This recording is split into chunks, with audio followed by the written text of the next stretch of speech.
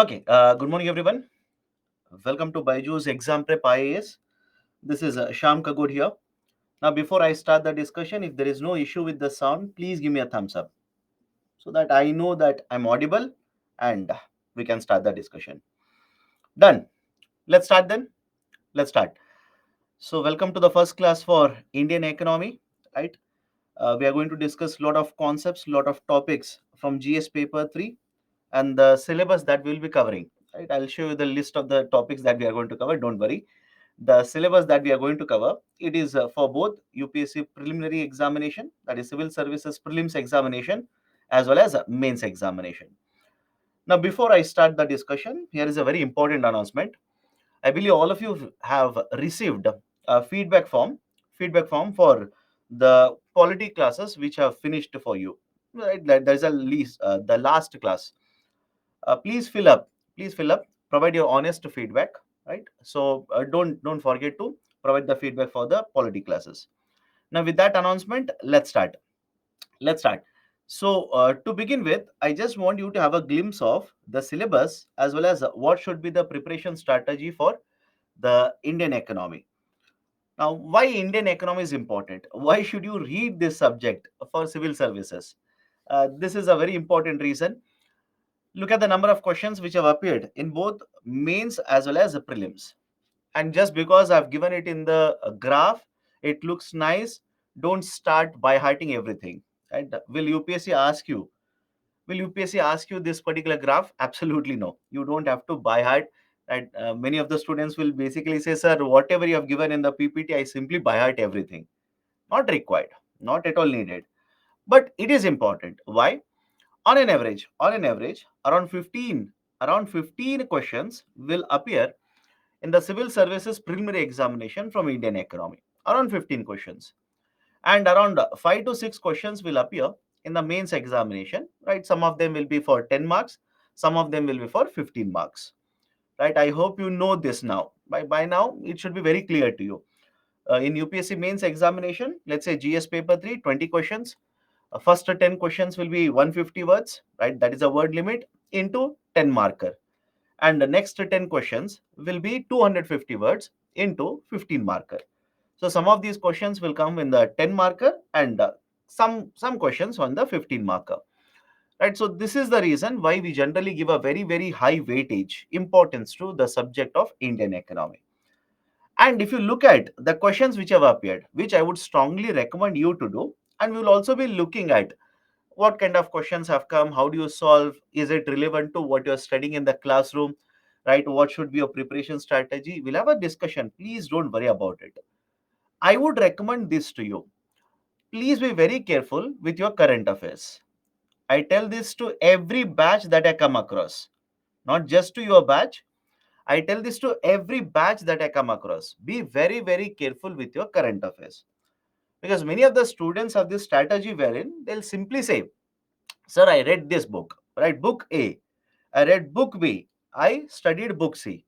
So I've studied 3 books. I've revised it twice from all of the books, right? Is it sufficient for me to write UPSC examination? I would simply say, don't read multiple books. Don't read multiple books. Use only one reference book more than sufficient. Listen to me very carefully. I'm making your UPSC preparation easier, especially for those students who are generally afraid of Indian economy. I know there are many students who will simply say, sir, Indian economy, right? I've never understood and I'm always afraid of economy. Don't be, don't be, right? Argument is simple. You can take up any chapter, read 10 books on this chapter.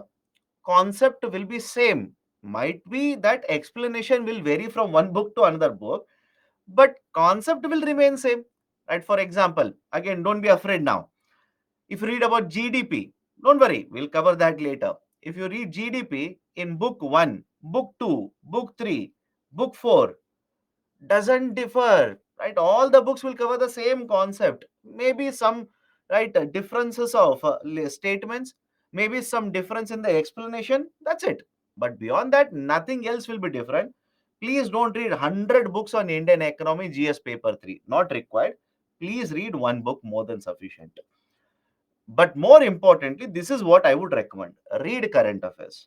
For example, if you take, let's say, 6 questions which have appeared in UPSC mains, right, mains examination, most of the questions, around 4 to 5 questions, will be from dynamic area itself. That will be from current affairs. And if you look at the prelims question paper, civil services prelims question paper, out of, let's say, 15 questions asked, around 13 to 14 will be from current affairs only. It will be related to concepts which have appeared in the current affairs. So do not miss it, right? Have a very simple strategy. In fact, let me show you the syllabus and references. Then I'll tell you what should be the strategy. My advice to you. Now, what is the syllabus that we are going to cover? This is the list of the topics. Now, please do not start writing it down, right? You will get the PPT, and whatever PPT I'm going to use in the classroom, same PPT you will get it. Promise. Don't worry about it. You will get the same PPT. Right, do not by heart this list, because these are the topics or the chapters that we'll be discussing in the next 5 weeks. Right, this is basically a 5 week classes. So every day we are going to have in the morning session economy only. So don't worry, these are the list of the topics that we are going to cover. Right, we are going to cover lot of topics, and more than 20 topics, starting from basics of economics, starting from the definition of economics, to infrastructure, right? What is a road, right? Why do we require roads in India, right? Why national highways are important? What is the role of the government? What is the role of the private sector?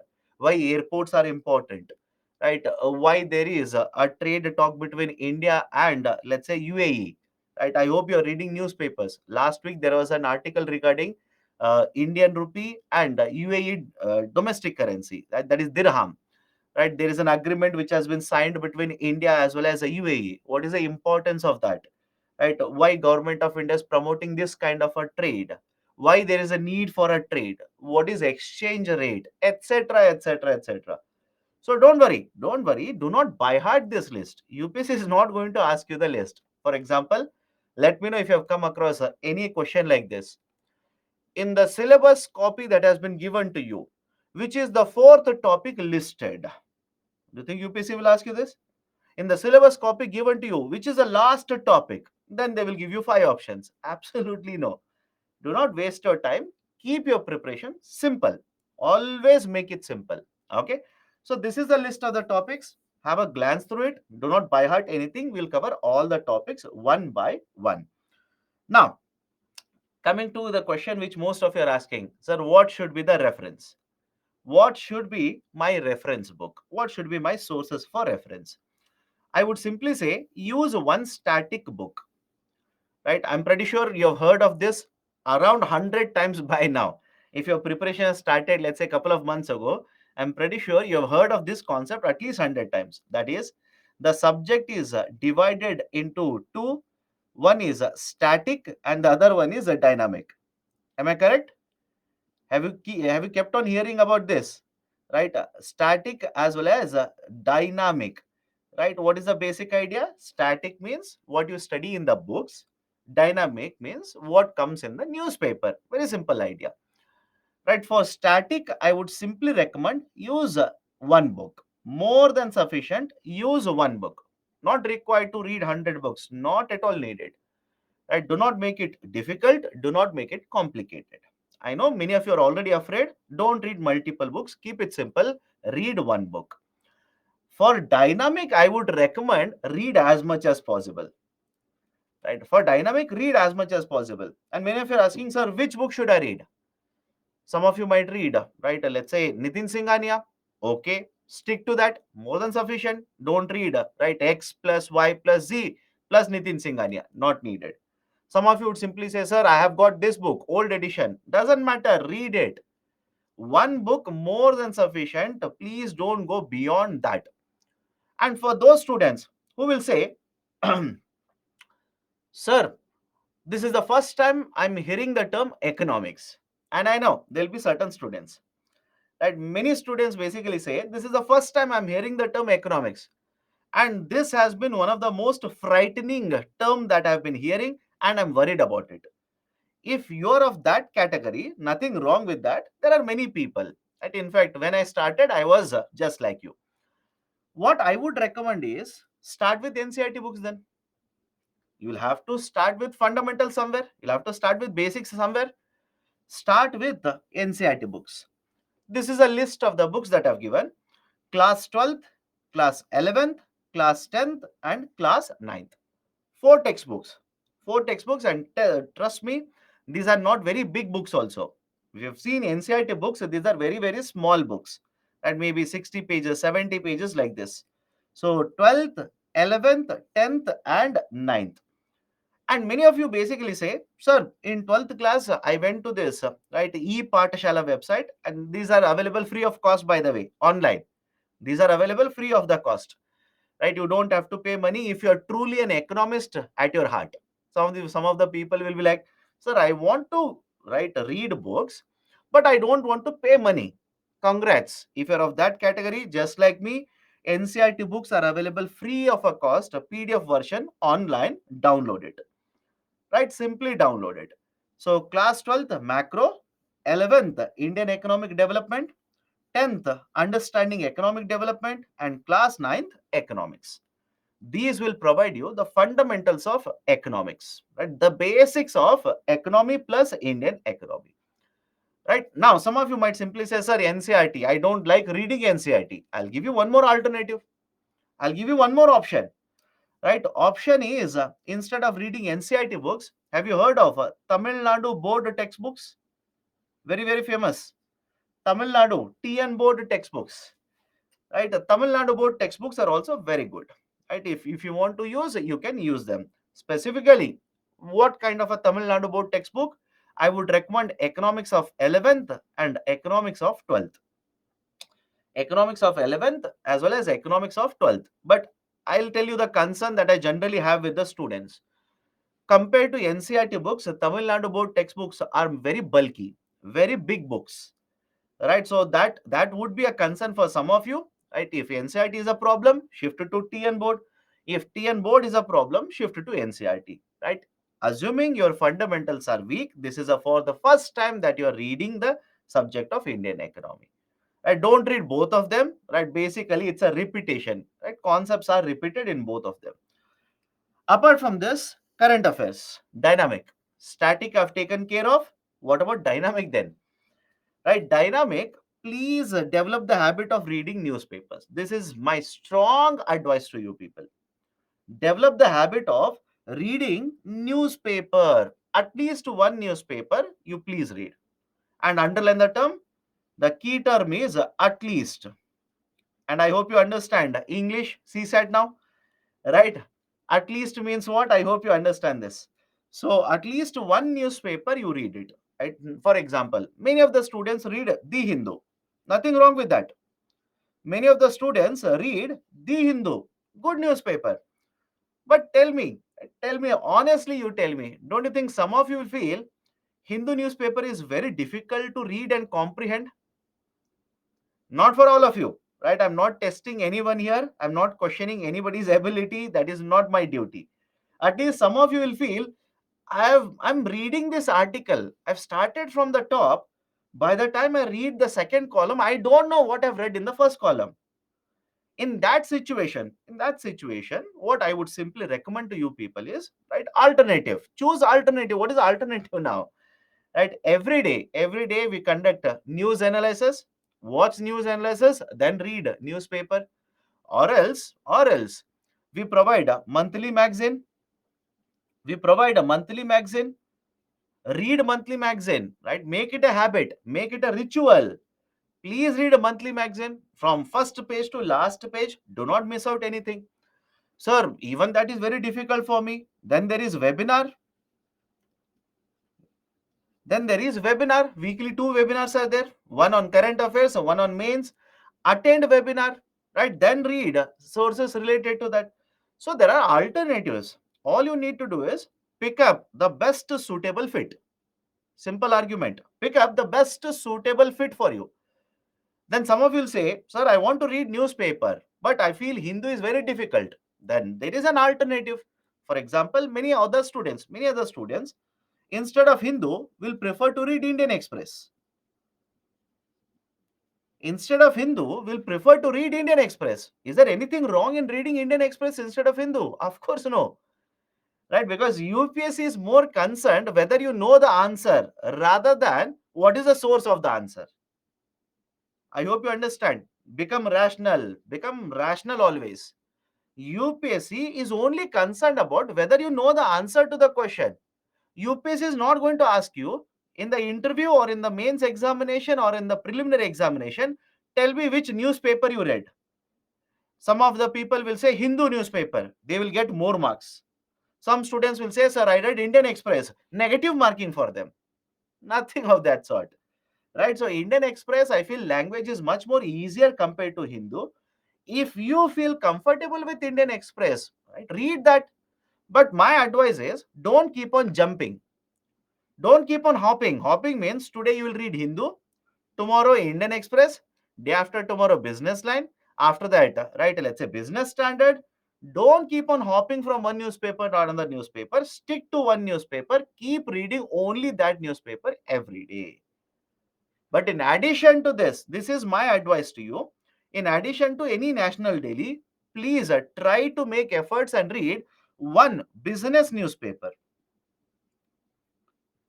Try to read one business newspaper. And again, please understand, many of you will ask me, sir, which is the best business newspaper? There is no concept of best business newspaper, right? Read at least, right, 5, 10, 10 minutes, 15 minutes, 20 minutes, right? If possible, please try to read, right, one newspaper which is a business newspaper. For example, some of you will simply say, sir, money is a very important factor for me, right? You said read a business newspaper, I will read it, but I don't want to pay extra money for it. Fair enough. I understand, right? There are a lot of compulsions. Some of the people don't like to pay money. Some people, right, will simply say, I don't want to pay money. Fair enough. In that case, right, have you heard of a Financial Express newspaper? There's a newspaper by the name of Financial Express. This newspaper is available free of a cost online. It is available free of a cost online. You can check it later. All you need to do is get registered. That's it. It is available free of a cost. Use it. So ultimately, please understand, resources are available. Resources are available to you.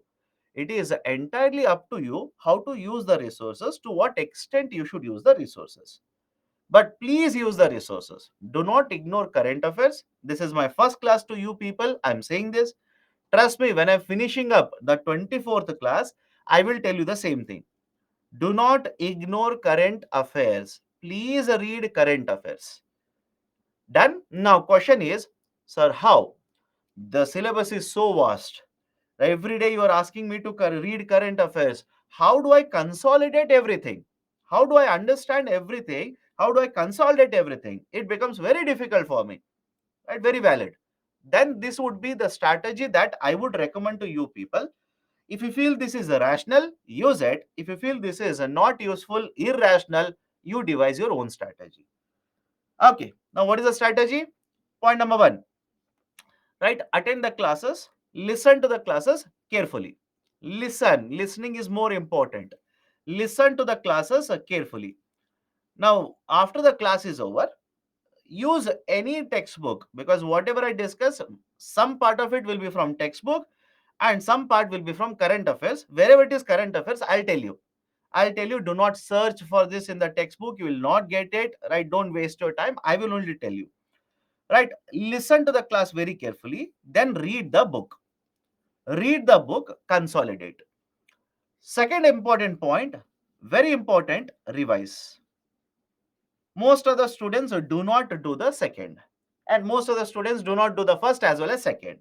They'll be like, either I will do all of them or I will do none of them, right? So do all of them, that is better. Revise, revise as much as possible. Revise. Now many of the students will ask, sir, how do I revise? After how many days should I revise? There is no unified formula for this. There is no universal formula for this. What I would recommend is, for a fact, you can lie to others, but you will know for yourself. What is my retention capacity? For how many days my memory can hold this concept? If your mind says, right, you can hold this memory for only 5 days, then revise after 5 days. If your mind says you can hold this memory for 15 days, revise after 15 days. Entirely, it's subjective. It is entirely up to you. But what I would recommend is please revise. Now, here also in revision, many of the students will ask, should I read everything all the time? Should I keep on reading everything all the time? Absolutely no. What I would recommend is when you are revising, right, for the first time, please try to prepare mind maps. This is your job. Please try to prepare mind map. Right? Many of you will ask me, sir, what do you mean by mind map? Mind map in simple is nothing but a picture, a representation, right? A picture or a representation. Making notes in the form of a mind map, you'll be able to remember, revise it easily for a longer duration. It becomes easier for you to revise. In fact, after the chapter is over, after the first chapter is over, I will tell you how to prepare a mind map. I'll prepare one mind map in the classroom itself and I'll show it to you. But please understand, it is your job, right? Do this as per your requirement. Please do this, right? After each of the chapter is over, then try revising. If it is working out for you, continue. If it doesn't work for you, you have a different method to revise. Go ahead with that. I don't have any problem. Please go ahead with that. Third important point, current affairs. Third important point, current affairs. Very, very important. Right? Now, this is my advice to you. Whenever you read an article, please pick up the article and make very, very short notes on the article. Maximum, let's say 5 points, 6 points. Maximum, more than sufficient. But how do you remember these points, right? How do you keep on, right, revising all of these current affairs also? What I would say is, if you come across a current affairs article regarding, let's say, India UAE, India UAE, right? That is a domestic currency trade agreement. I'm writing DCU, don't worry. Domestic currency trade agreement. Now, automatically, you'll have to take this article, list it under international trade. Simple. List it under international trade. I'm talking about economy, I'll stick to economics. International trade. Now, in international trade, you will study basic concepts. By the way, basic concepts we will discuss. What is exchange rate? Why trade agreements are signed? What is the advantage of the trade agreement? Has India been successful in terms of right signing these trade agreements, etc.? We will have a discussion regarding all of that. So whatever note you make, let's say 5 pointer, 6 pointer on this article, it should be there in international trade chapter for you. It should be there in that particular chapter. And when you make mind map, right, please understand, on one side you can write static information and on the other side you can write current affairs. In fact, again, have patience. Many of you are asking how to make mind maps. I'll show it. Have patience. Let me cover one chapter. Without covering any of the chapters, how can I show you how to make a mind map? I can make a mind map because I've been teaching the same chapters, same concepts, although updating current affairs. I know what comes in which chapter. But if I suddenly throw a mind map at you people now for chapter, let's say inflation, for the chapter of taxation, right? Many of you will feel, array, everything is new. Everything is something that I don't know. So let me not attend the classes at all. Right? Don't do that. You will understand. I'll show you how to prepare a mind map. Have patience. So current affairs, whenever you read it, right, place it as per the chapters, right? And when you revise the chapters, automatically you're also revising current affairs. Can I give you one more example? How many of you have read article regarding the Committee on Statistics? Committee on Statistics. This article appeared in Hindu newspaper today. I'm sorry, yesterday. Today's Hindu newspaper, nothing related to Indian economy. Nothing related to Indian economy in today's Hindu newspaper. Right? The Committee on Statistics, the Standing Committee on Statistics, yesterday's Hindu newspaper. In one of the pages, left side, there is a very long column, right, on this article. You can check it if you have not read it. You can check it. Right, this Committee on Statistics. Now, this is important. I hope you understand. This is important, right? Because one of the chapter that we are going to discuss in this week is concept of GDP calculation. We'll be discussing inflation. So this committee is important related to these kind of chapters.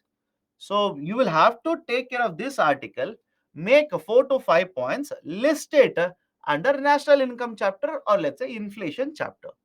So that when you revise the chapter of inflation, automatically you're also revising right at the current affairs. This would be my recommendation to you.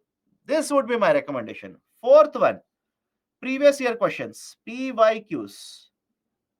Previous year questions, right? Please make an observation, right? Solve previous year questions. We will do that in the classroom, but I would recommend you also make it a habit to solve previous year questions.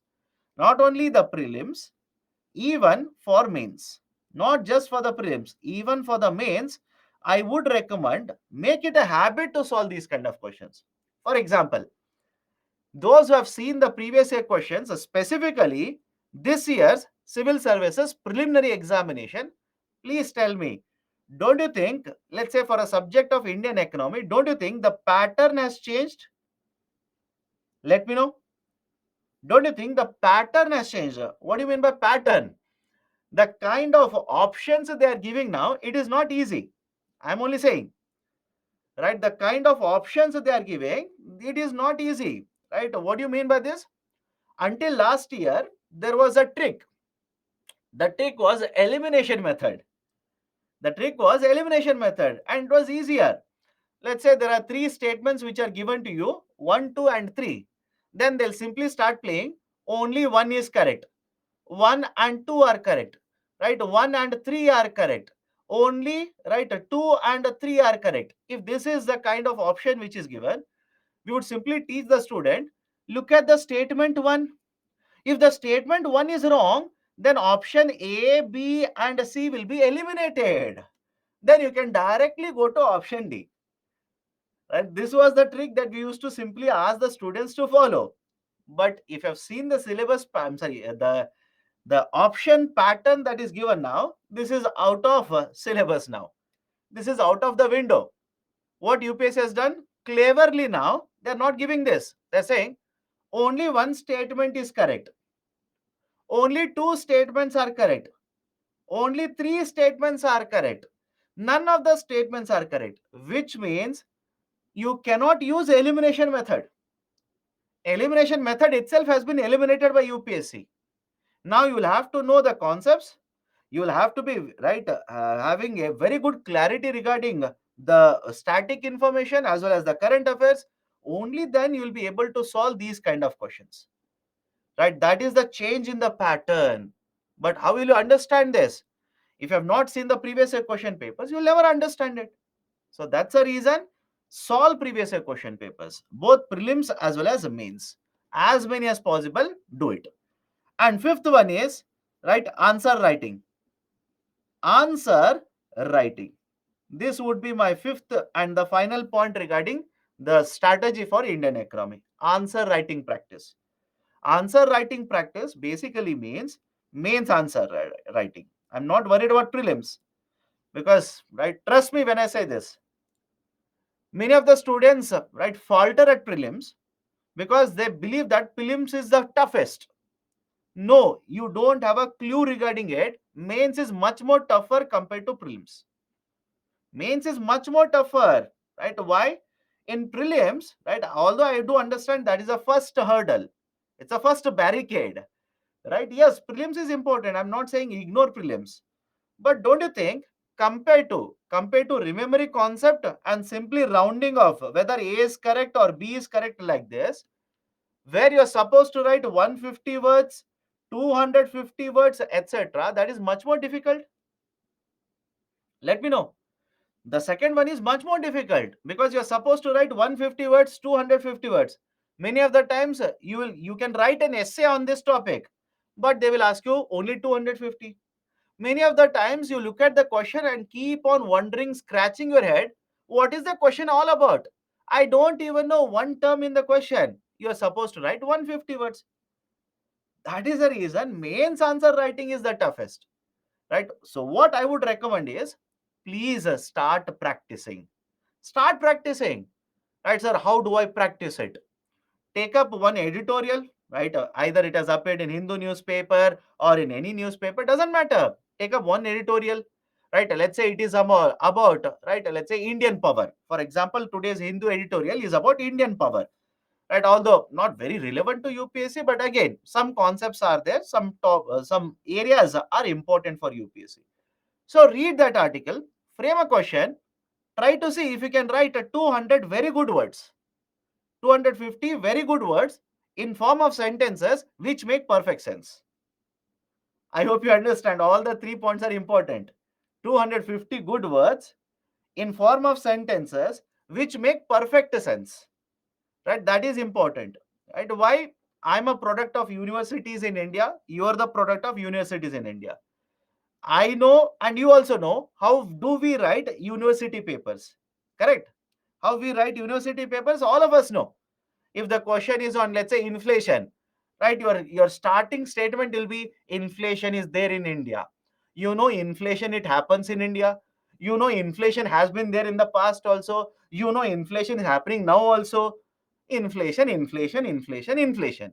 Out of 250 words, 50 words will be inflation only. So what I would recommend is, this is a first class, that's the reason I'm telling you all of this. Practice, right? More you practice, automatically you'll become perfect over a period of time. Okay, done. So this is my advice to you.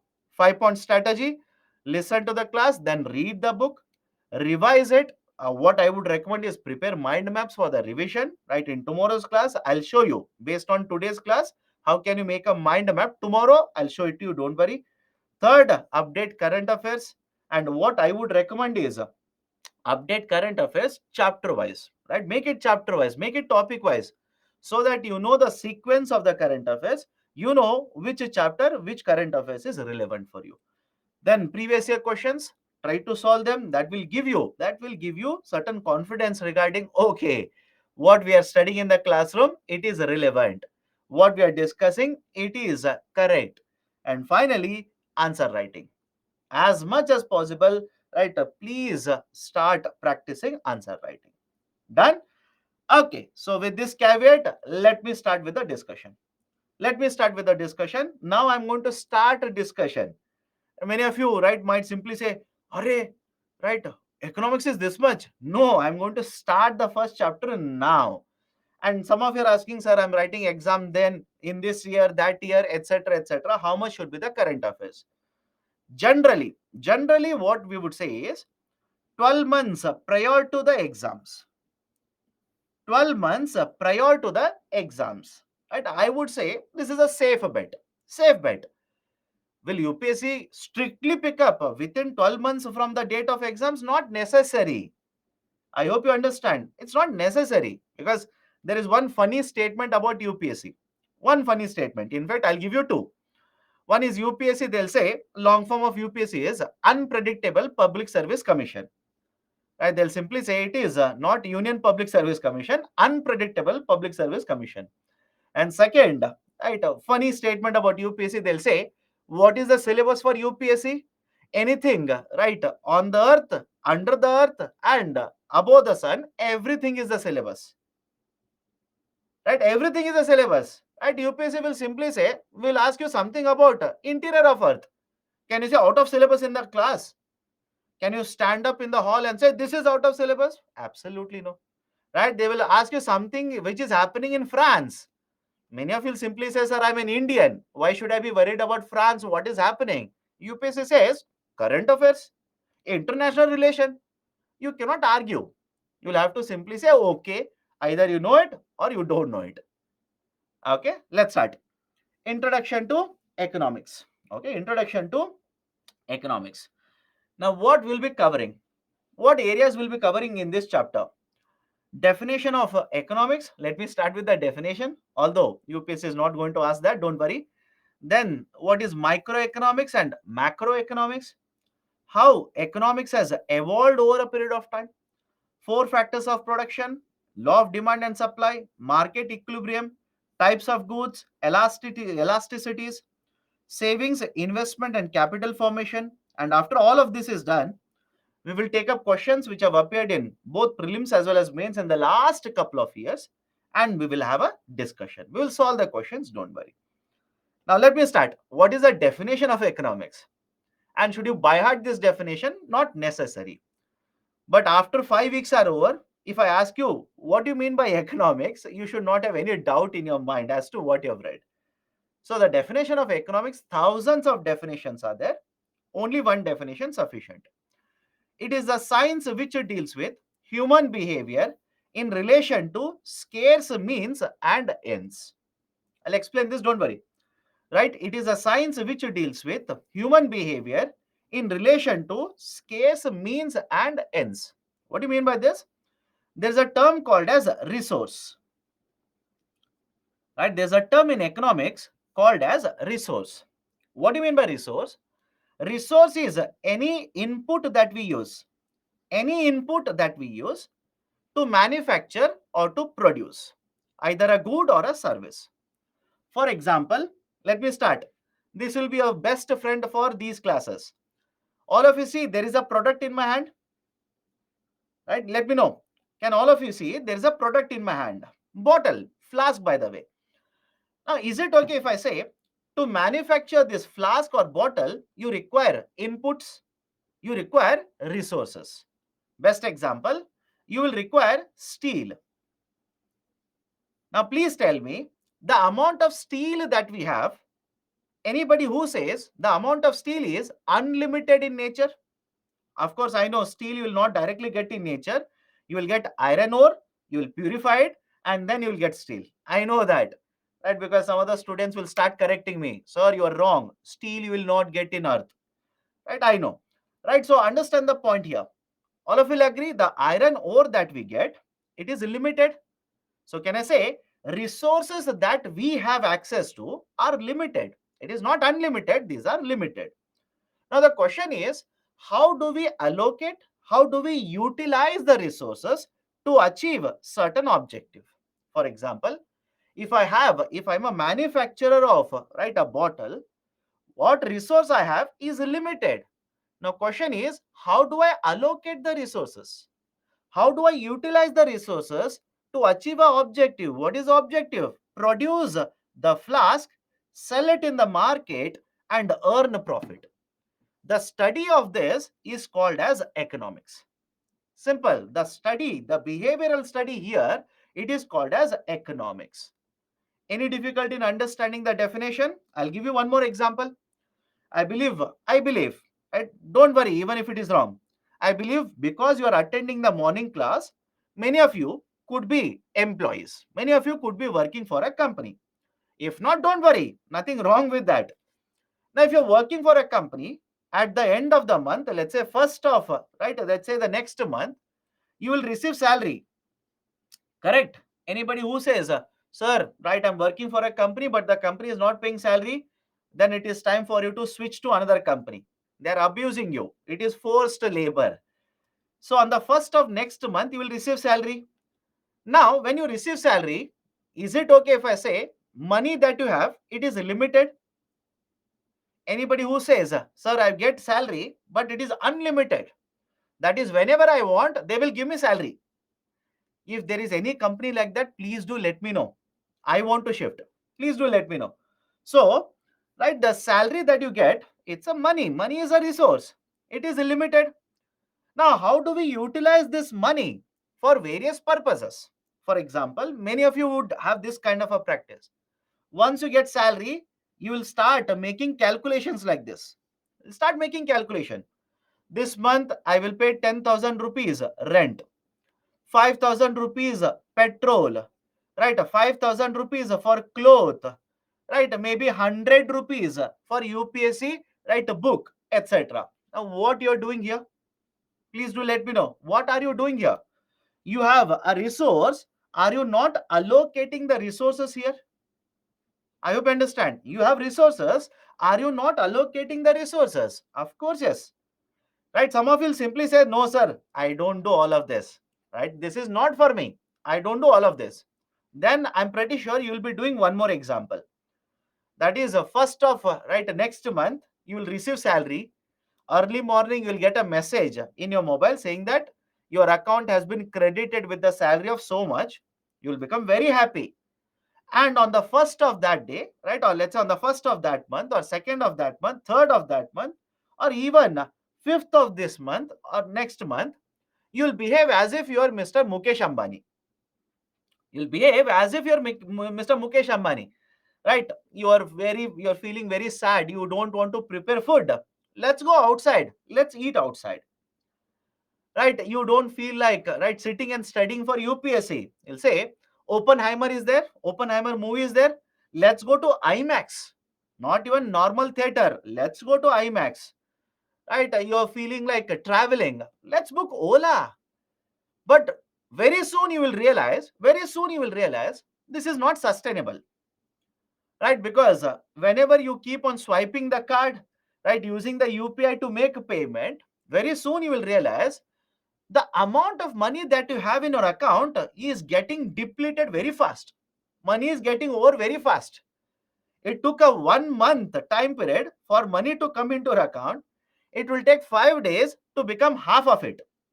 Suddenly you will realize, no, this is not sustainable. Now you will become economist. How? You look at the amount of salary or the amount of money that is left out in the account. Now you will start making calculations. Can I keep watching movies on IMAX? Not possible. Right? Next week, I will not go to IMAX. Even if I go to theater, no popcorn henceforth. Although the PVR has reduced the popcorn prices, I don't want to purchase popcorn. I'll come home, right, make a 2 minutes Maggie and eat it in the home at 15 rupees rather than paying 200 rupees at PVR. Right? Rather than traveling via Ola, right, rather than taking Ola cab, now I want to travel by metro. Please tell me, what are you doing here? Right? Don't you think now you have realized that resources that you have are limited, and now you want to use the resources for achieving certain objectives, that is achieving certain ends. This is basically the concept of economics. You are an economist, you will follow this. I'm an economist, your parents are economists, because at one or the other point of time we would have done this calculation, right? For example, UPSC aspirants, most of the times UPSC aspirants will use this concept of economics this way. You will go to the market, you want to purchase a book related to, right, let's say UPSC preparation only.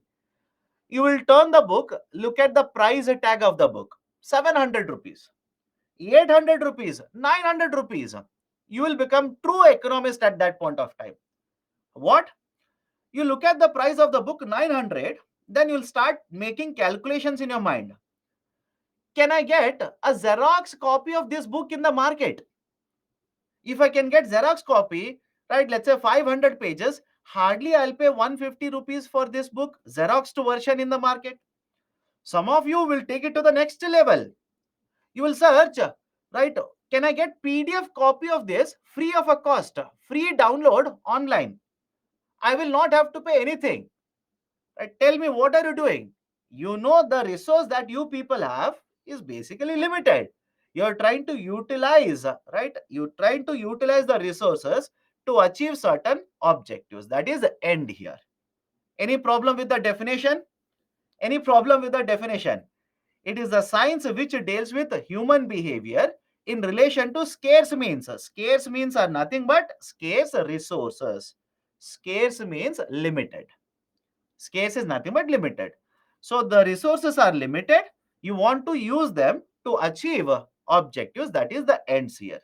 That is the definition of economics. Beyond that, do not by heart anything here. UPSC is not going to ask you 5 definition of economics. Right? Please do let me know. Please do let me know if anywhere in the past, in the last 10 years, where UPSC has asked, write 5 definitions of economics in 150 words. UPSC is not going to ask, don't waste your time. Now, economics is generally divided into 2 parts, microeconomics and macroeconomics. Micro and macro. Now, what is the basic idea of a micro and a macro? Let me explain. Let me start with an example here. Now, before I go forward, many of you start asking me, sir, there is a term called as economy, and you are using the term economics. Is there any difference? Of course, yes. Apart from spelling, there is a difference. I'll tell you that only now. The term economy refers to a system. It refers to a system. For example, very often you will come across the term Indian economy, right? USA economy, UK economy. What are they referring to? They are referring to certain system. Indian economy would simply mean, right, what is happening in India. Australian economy, right, that would speak about what is happening in Australia. American economy, what is happening in the country America in terms of economics. So economy refers to a system. Economics refers to a subject study. It refers to a subject study, right? A subject. It is a subject. Economics is a subject. Any problem in understanding the difference between economy and economics? Now, let me go to the point here. Economy, whenever you talk about economy, for example, let's say Indian economy. Indian economy, who are the participants in the Indian economy? Who is participating in the Indian economy? We can generally divide them into three parts. Some of the books will write it four, but I'll tell you why they will do that. The three components, three participants in the economy are: one, government. Government. It could be central government, state government, whatever government, don't worry, government. Second is companies. Second is companies. I'm writing companies. Some books will write it as firms. Right? I'm using the term company. They will also use the term firms. Third one is households. Third one is households. That is you, me, right? Your parents, my parents, neighbors, right? Nosy relatives, etc. etc. All of them will come in the households. I said there are three components, three stakeholders in the economy. And I also said some of the books will write it as four, right? The fourth one is simple. They will write central banker. They will write central banker. For example, who is the central banker in India?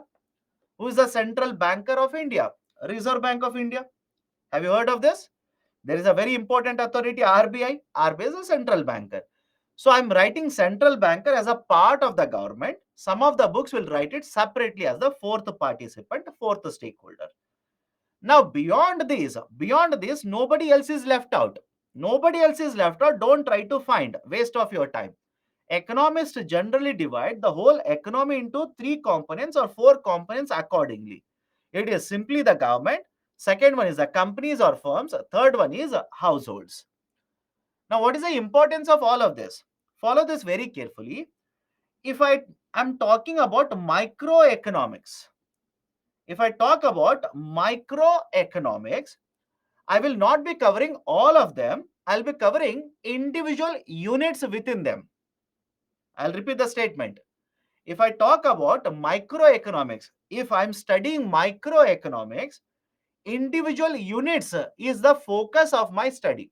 For example, imagine out of all the companies in India, out of all the companies in India, I will study only one company. Study in the sense what? Right? Let's say I will focus on Tata company. Now, in microeconomics, what I'll do is how much is the production done by Tata company? What kind of goods are produced by this company? Goods or services? How many employees are working in the company owned by Tata? Simple, right? My focus of study is individual unit. My focus of study is not the total, not all of them. My focus is only on individual unit. So whenever you're talking about individual units in the economy, this is called as a microeconomics. This is called as a microeconomics. And let me show a picture to you just to make you understand much more easier. It is like using a magnifying glass. It is like using a magnifying glass over the whole of Indian economy. When you use a magnifying glass, don't you think you cannot see the whole economy? You can see only part of it. All of you will agree? Anybody has a difficulty, please do let me know right now. When you use a magnifying glass over, let's say, individuals, that is the households, the companies, the government, etc., If you use a magnifying glass, can you see all of them? No, you'll be able to see maybe one company. You will be able to see, let's say, one house. That is the basic idea of a microeconomics. What about macroeconomics? Right? And look at the picture that I've used here, binoculars. I'm using a picture of binoculars for representing macroeconomics. And if you use a binocular, right, look at, let's say, a house, a company, and a government. Can you see all of them? Let me know. Can you see all of them? All of them in the sense, macroeconomics focuses on all the components, all the units in the economy, right? Aggregates. They will use the term aggregates. In case of macro, it is aggregates. In case of a micro, it is individuals. That is the basic difference between microeconomics and macroeconomics. In microeconomics, let's say I will study one company. Let's say I will study, right, only one house, etc. Whereas in case of macroeconomics, I will study all the companies in India, how much are they producing? All the houses in India, how many people are working in the market? How much is the total demand for goods? How much is the supply of the goods in the market? How much is the total income generated in the economy? That is the basic difference between micro and macroeconomics. And some of the students are saying, sir, please write the differences in the slide. My dear, differences are there in the slide. Please have a look at it. And I know many books have given 20 differences, 50 differences between micro and macro. Don't by heart. UPSC is not going to ask you to that extent. Right? Here is a tip from my side. Advice to you. I know many of you will not follow it, but anyways, I'll tell you. Do not try to read everything in Indian economy in detail. This is my sincere advice. Do not try to read everything in detail in Indian economy. Why? People do, right, bachelor's degree on it, BCom, then they will do MCom, then they will do PhD, then they'll write a very big thesis. You don't do that. Not required. Why? Objective is you are preparing for UPSC. You should be able to answer questions which are asked in UPSC. For that, right, have a sufficient knowledge about the concepts, but do not do a PhD degree on these concepts. This is my sincere advice to you. Because economics, right, people study for many years, many years, right? So you don't have to do that, right? I hope you understand. You don't have to do that. If you do that for economics, you'll have to do that for polity also. You'll have to do that for right, geography also. You will take 1 year to read economics, another year to read geography, one more year to read polity, one more year to read history. Then your UPSC preparation will become a 5-year plan. If that is the objective, then do it. Right? So argument is simple. Keep it simple. Make your strategy simple. Make your preparation simple. Now, there are questions, right? Some of the students are asking, what do you mean by aggregate? Aggregate simply means total. Aggregates simply means total, right? What is the total? Total demand for goods and services. What is the total supply of goods and services? That is the basic idea of a macroeconomics. So one is a micro, another one is a macro. In micro, we are dealing with individual units. For example, individual house, individual company. How much is the total employment in this company?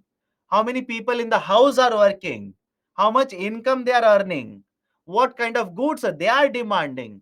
Whereas in macroeconomics, total economy, all the houses in India, right? How many people are working in all the houses? How much total income are they earning, etc., etc., etc. So macroeconomics, sum total always aggregates. Microeconomics, it is always individual units. Any difficulty? Any difficulty? Right? So let me go to the next concept. And if you have any kind of difficulties, please do let me know. Right? Don't worry. I will not scold. I will not shout. Nothing. Right? Let's make it simple. Now, next concept is 4 factors of production. Right? Next is the idea of 4 factors of production. Now, what is this argument of four factors of production? Whenever you want to manufacture, whenever you want to produce, you will require resources, you will require inputs. All of you will agree with my statement? Whenever you want to manufacture, you want to produce, you will require certain resources, you will require certain inputs. Now, what we do in economics is, whatever resources that you require, we will classify them under four heads. Very simple. I'll repeat it again. Whatever resources you require, we will classify them, we will divide them under four heads, under four types. And these four types are land, labor, capital, and entrepreneurship. Is it okay? I'll repeat it. Land, labor, capital, and entrepreneurship. Right? These are the four, right, classifications of four types where the resources or the inputs that are needed are divided into. Now let's look at each one of them. First one is land. How do you define land? In economics, how do you define a land? Right? Under microeconomics, they say that land is nothing but which is naturally available to us. Land is nothing but which is naturally available to us. For example, right, let's say you want to cultivate, you want to become a farmer. So you want to cultivate, you want to become a farmer means you will require certain piece of land. Now, don't you think that piece of land, it is naturally available to you? You are not going to produce that piece of land. It is already available in nature to you. What about, right? What about the raw material in the form of, let's say, iron ore, aluminum ore, diamonds? Of course, don't say sir, lab grown diamonds, diamonds which are available in earth, etc. So, don't you think some resources will be available in nature itself? Some resources will be available in nature itself, naturally occurring. Such resources are collectively referred to as land. Second one is labor. Labor means employees, people. The people who are used for producing goods or producing services. That is the second factor of production. Third one is capital. Third one is the term capital. Many of the students misunderstand the term capital here because some of the books say capital is money. But please understand, money cannot be used directly to produce goods. Right? Let me show you a simple example. This is money. All of you will agree? Right? Anybody says, sir, what you're holding is not money? Money. And before you ask, sir, why 100 rupee? Right? I am poor, limited resources. So this is money. Please tell me, can you directly convert this money into this bottle? Think of it. Can you convert this money into bottle? No. Right? So books say capital means money. No, my dear. Capital means anything that is produced by humans. Capital is anything that is produced by humans. For example, will right, understand this? Will the people, will the humans use this money to purchase a machine? Now, can I use this machine to produce this bottle? Anybody has a problem with this? I will use this 100 rupee to purchase a machine. Now I will use the machine to manufacture the bottle. So what is capital here? Capital is the machine. Capital is not money. Capital is a machine.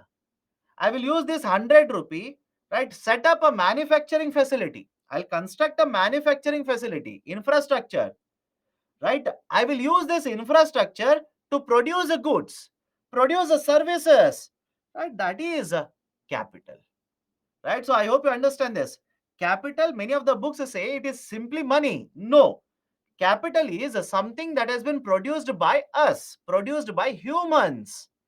But what is important? We will use this capital to produce goods and services in the market, right? That is the third one, capital.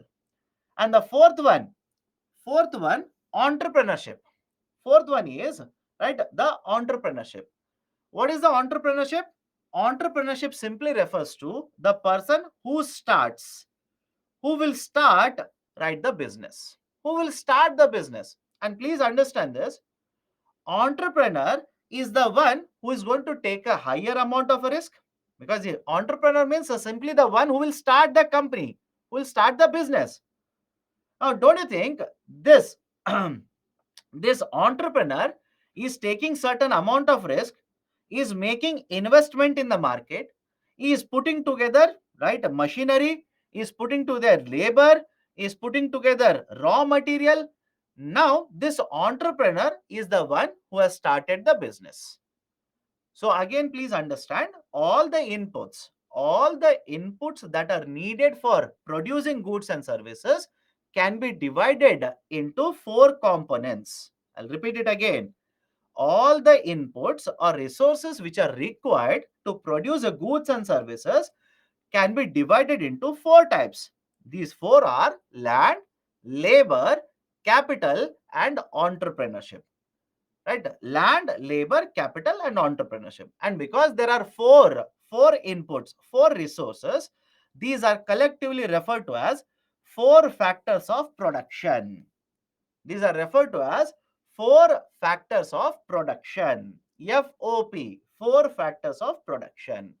Right? So these four are land. Land is anything that is naturally available to us. For example, piece of earth, that is land. Minerals which are available, etc. Then it is labor, right? Labor is nothing but right basically the physical, right? That is people who are used for doing the work. Third one is a capital. Capital refers to anything that is manufactured by us. I repeat, capital is anything that is manufactured by us. Many of you said, sir, you will require money. My dear, please understand. To purchase minerals also you will require money. I hope you understand my point. To purchase labor also you will require money. Right? But how capital is different from labor then? Right? When I say, right, capital means money is used to purchase machinery. Machinery becomes capital. Some of the students argued, or basically put the comment, but sir, money is very important here. Money is required. Then, my dear, for labor, money is not required. Think of it.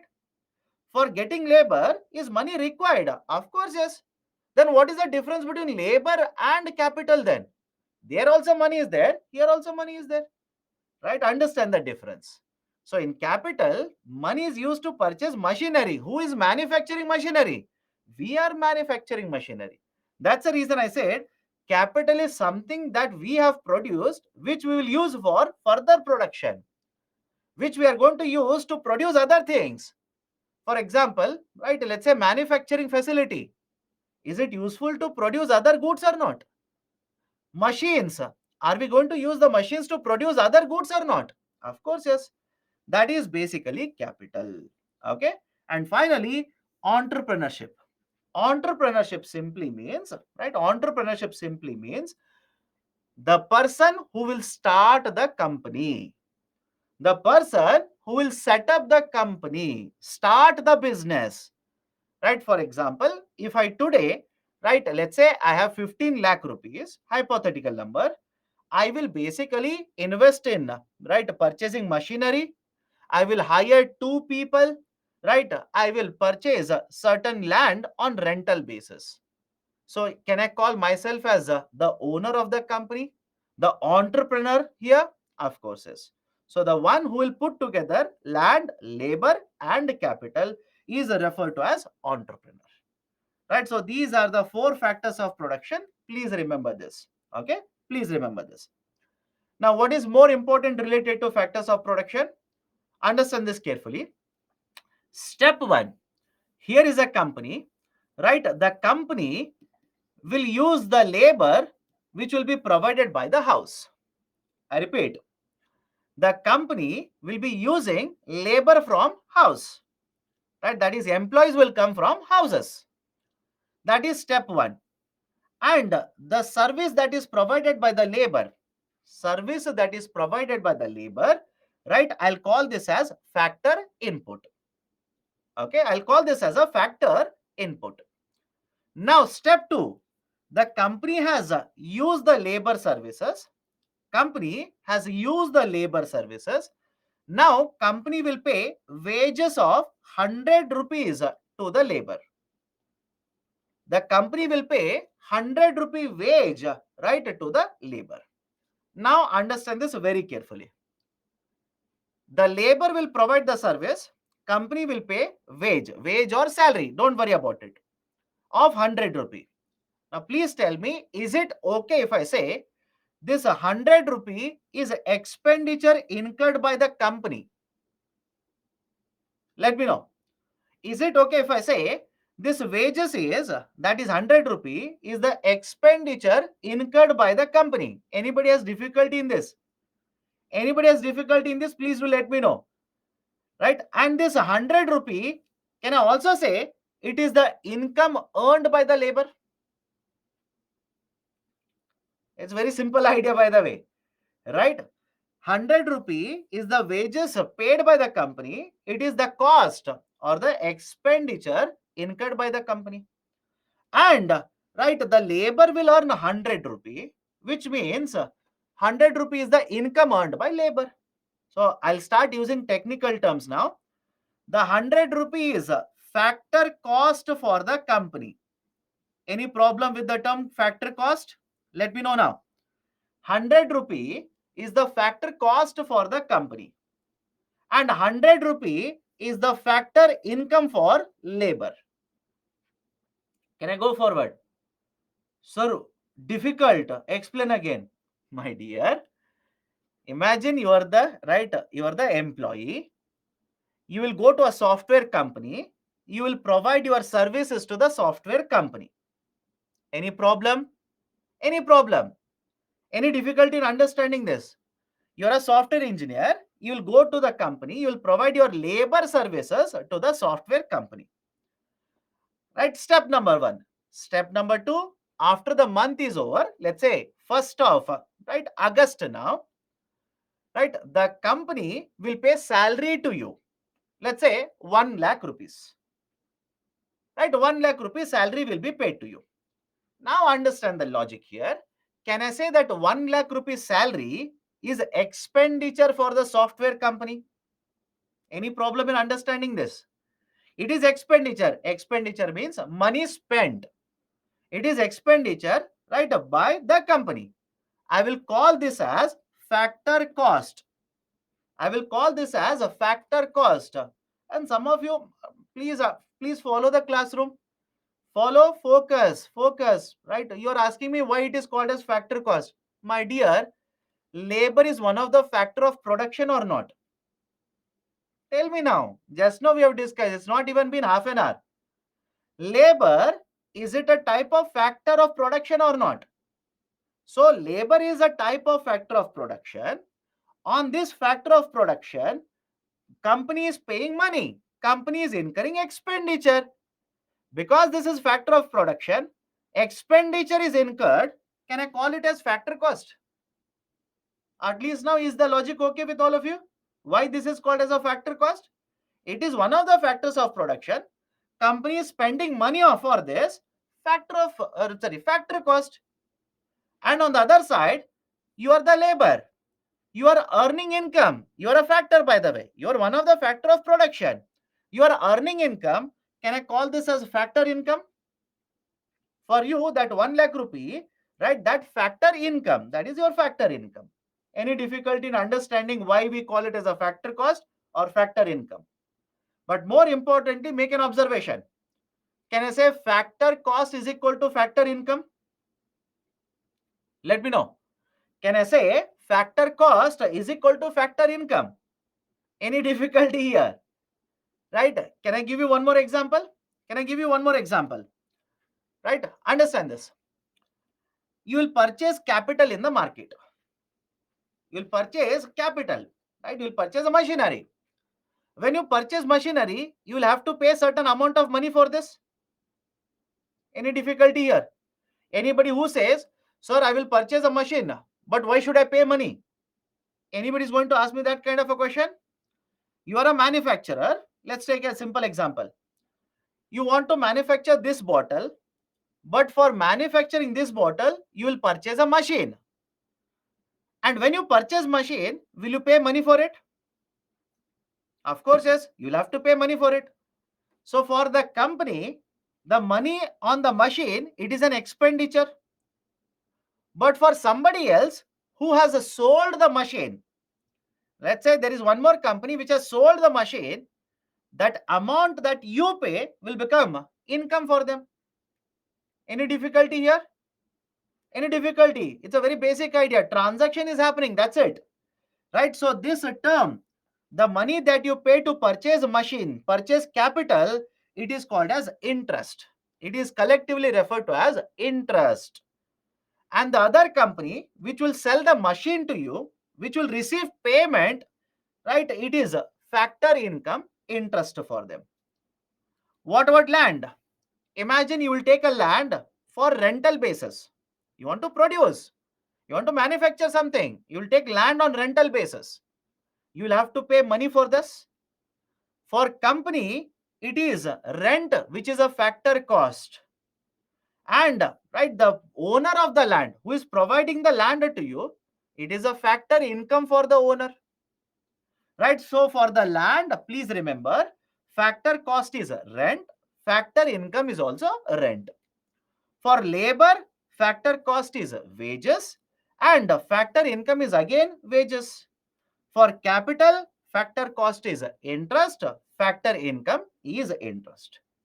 Finally, entrepreneurship. Finally, entrepreneurship.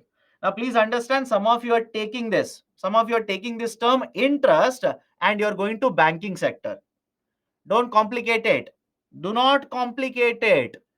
Right? Do not take this term interest and go to the banking. Right? You're saying, sir, bank loan. My dear, don't complicate it. Simple idea. Right? Imagine here is the company A. They will purchase a machine. Is it capital? Please do let me know. Here is company A. They will purchase machine. And when they purchase a machine from, let's say, company B, they will pay, let's say, 1 lakh rupees. They will pay 1 lakh rupees. This 1 lakh rupees, can I say it is a factor cost for company A? At least now answer. Can I say this 1 lakh rupee, it is a factor cost for company A? Now, can I also say 1 lakh rupee is a factor income for company B? Any difficulty here? This 1 lakh rupee, we will use the term interest. Simple. To acquire capital, whatever cost is incurred by the company, we will call it as interest. Right? I hope you understand at least now here. Now, finally, come to the last one. Come to the last one. Before I tell you, right, what is the reason here, let me ask you a very simple question. Today, right after the class is over, hypothetically, by the way, don't criticize me. Right, today after the class is over, some of you will say, "Arey, economics is difficult. I'm not able to understand. Chhod do, leave economics." Right, economics is important, so I cannot, again, hypothetically, I cannot get through UPSC. Rather than this, let's start a business. Okay, rather than this, let's start a business. So you will invest money, start a business, and after 1 year, the company makes a profit. Simple question now. Who should take the profits? Who should get the profits earned by the company? Right? All of you will agree? The one who has started should get the profit.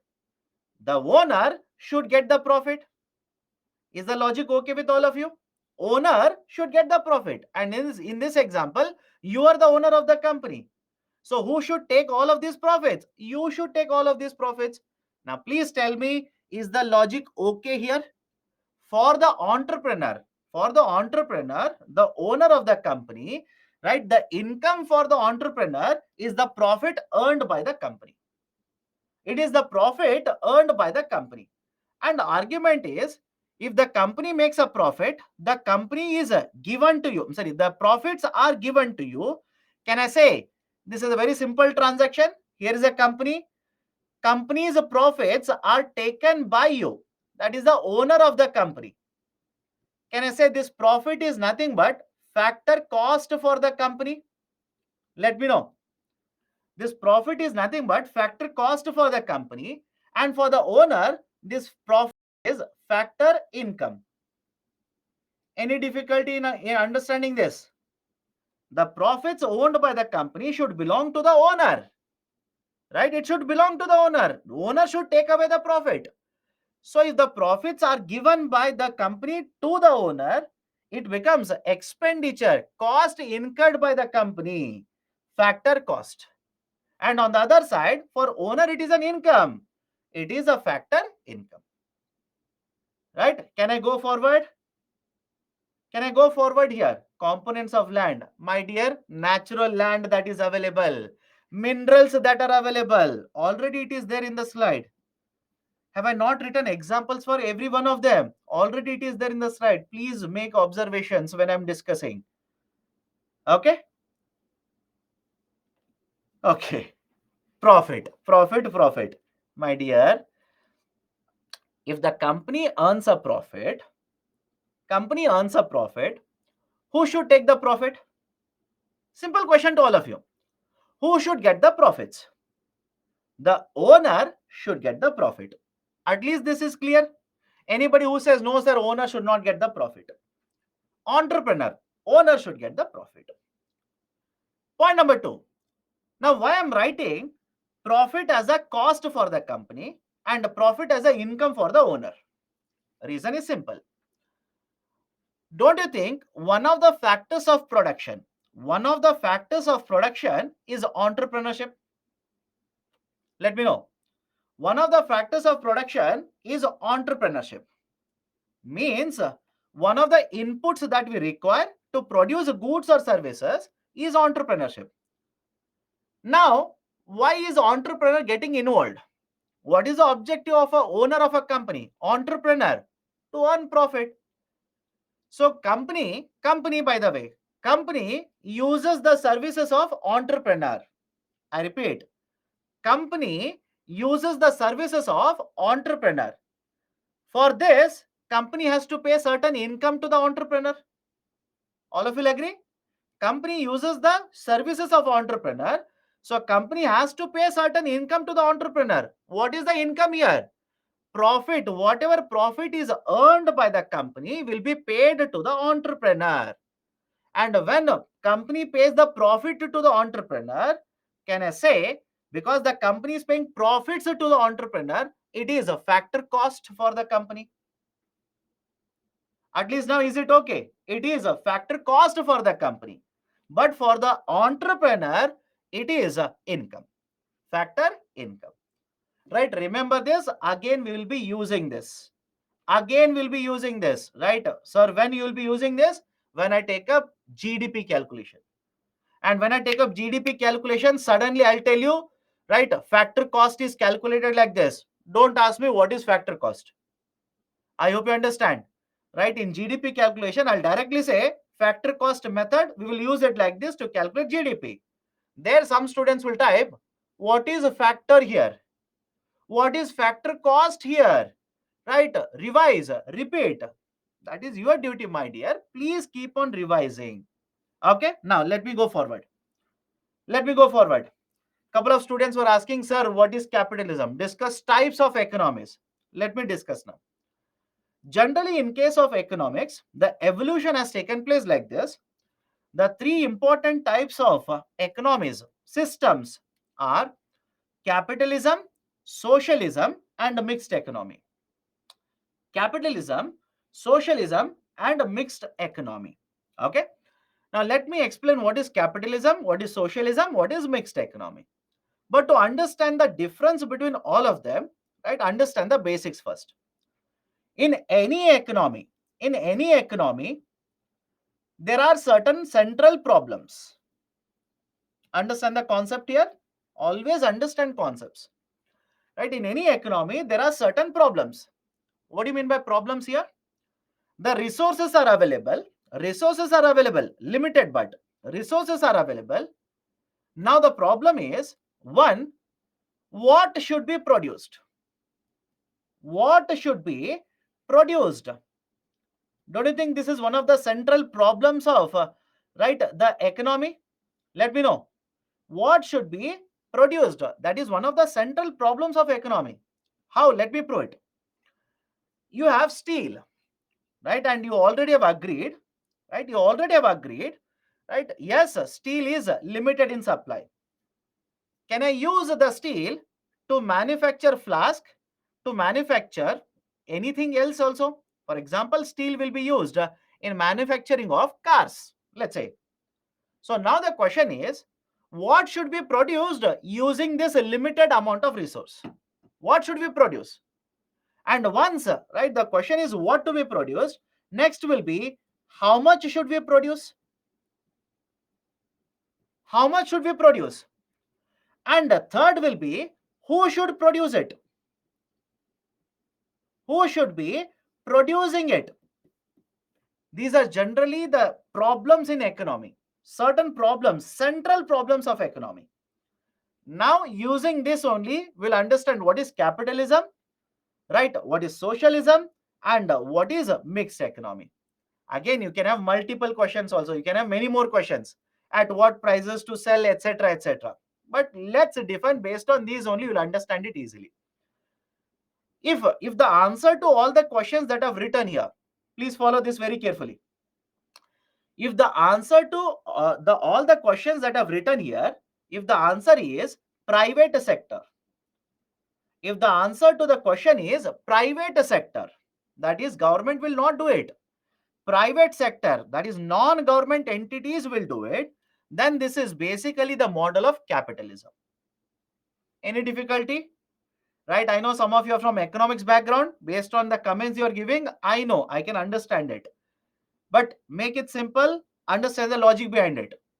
If the answer to the question, right, what should be produced, how much should be produced, right, who should produce it, right, all these answers, answer is simply capitalism. Answer is private sector.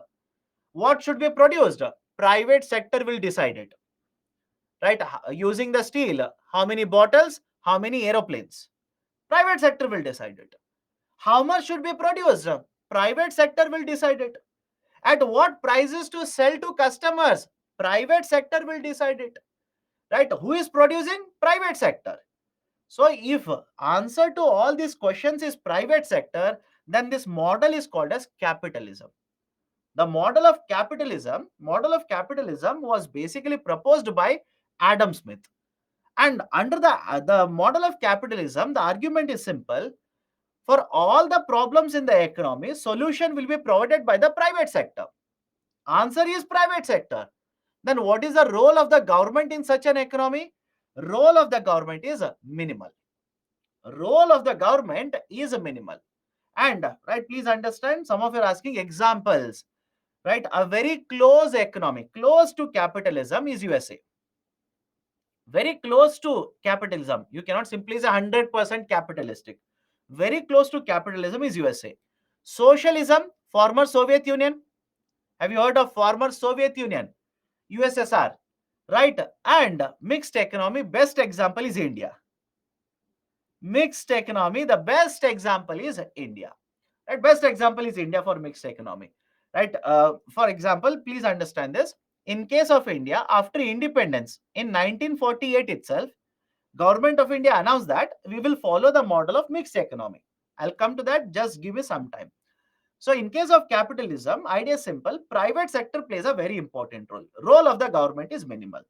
Let me show you in detail the discussion about certain features, merits, demerits, etc.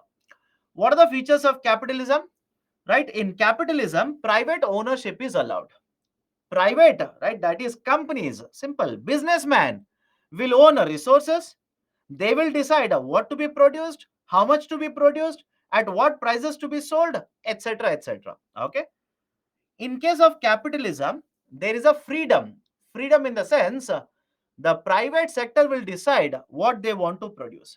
And please understand, although I'm saying private sector will decide what to produce, don't you think the kind of production done, the quantity, right, the prices, etc., is mostly determined based on the demand in the market? Any problem in understanding this? It is based on the demand in the market. That is, how many goods are being demanded by the people. What kind of goods are being demanded by the people. Right? Based on that, private sector will take a decision how much we want to produce, where we want to produce, what resources we want to use, at what price we want to sell, etc., etc. Right? So there is a freedom to produce, sell, as well as purchase. For example, if I'm earning income, I have the freedom to purchase whatever I want to purchase, whatever I want to consume in the market. For example, with my income, can I purchase, again, early morning, but anyways, can I purchase liquor products? Let me know. Right? With my income, can I purchase liquor products, tobacco products, or let's say a plate of rice? Can I purchase a car? Can I purchase an aeroplane ticket? Of course, yes. It is your income. There is a freedom. You can go to the market and purchase it. There is a freedom to produce, sell, and purchase. Role of the government is very minimal because in capitalism, everything is done by the private sector only. Right? Everything is decided by private sector only. So the role of the government is very minimal in capitalism. And the most important objective in capitalism is private sector is producing, selling to earn profit. Simple. Right? Private sector is not doing charity here. Private sector is producing and selling the goods and services in the market to earn profit. Profit is the most important objective in the capitalism. Can we go forward now? Can we go forward? Role of the government. Some of you are asking what is minimal, right? The presence or the functions of the government in the market is very less, right? As per the requirement. What are the merits of this model of capitalism? What are the advantages? Right? Advantages are one, the role of the government is very minimal in the market, so you don't, the market will correct, market competition is very high, so government doesn't need to interfere in the market, competition is already present in the market. Second one, efficient utilization of resources. Efficient utilization of resources. You tell me, if resources are there between private sector and the government, that is the entities owned by the government, who do you think is better known for utilization of resources? You only give me the answer. Rather than me, you tell me. Right? Let's say steel is there, labor is there, right? Let's say land is there. Between the government and private sector, who do you think generally utilizes the resources much more efficiently? Private sector? All of you agree? Private sector. Why? Reason is there, right? There is no it's not that there is no answer why private sector is the general answer. The reason is that private sector, because they're focused on the profit. Because they're focused on the profit. Reason is simple. Their focus is profit. They're not doing charity here. Focus is profit. Because they're focused on profit, for every rupee that they're investing, they want to maximize the resources. They want to get the maximum efficiency from the resources. That is the reason efficient utilization of resources is a feature of capitalism. Okay? Market becomes much more efficient. That based on the demand, production will be done. Competition will be very high. If, right, understand this, multiple companies are there, private sector, competition is very high. Don't you think, right? Supply, the market prices will be very competitive. Customers will get the benefit, etc. and etc. Okay? Growth, right? We can achieve a higher production, higher employment can be done, etc. Consumers will be given prominence. Consumers interest is important. Customer is always right. That is the funda of capitalism.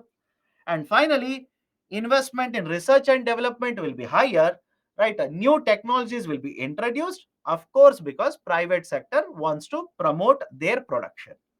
These are some of the merits of capitalism. So what are the demerits then? What are the concerns related to capitalism? First one, there is a concentration of the wealth. Second one, there is income inequality.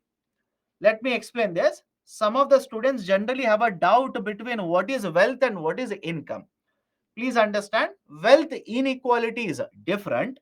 Income inequality is different. Let me explain this to you. Income means what is my salary? Simple. What is my earning? Right? Either through, right, sources of my salary, Or right, I own a piece of land. What is my income there? I own, let's say, a land. I'm sorry, I own a house. What is a rental income? So understand the logic here. Income means salary here. Income means earning. On the other hand, understand this. On the other hand, wealth refers to assets. Wealth refers to assets. Right? Wealth is different, income is different. Now, please understand, in capitalism, is it okay if I say people who are rich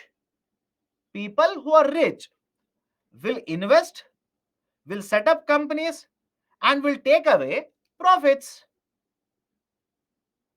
Is it okay? People who are very rich, businessmen, they will invest, they'll set up companies, and profits will be taken away by these businessmen or the rich people.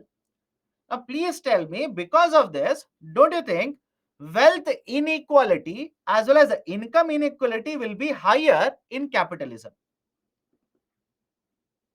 Let me know. Right? In case of the capitalism, because the rich people are investing, they will take away the money, they will have higher salary, they will take away the profit, they already have a huge amount of assets.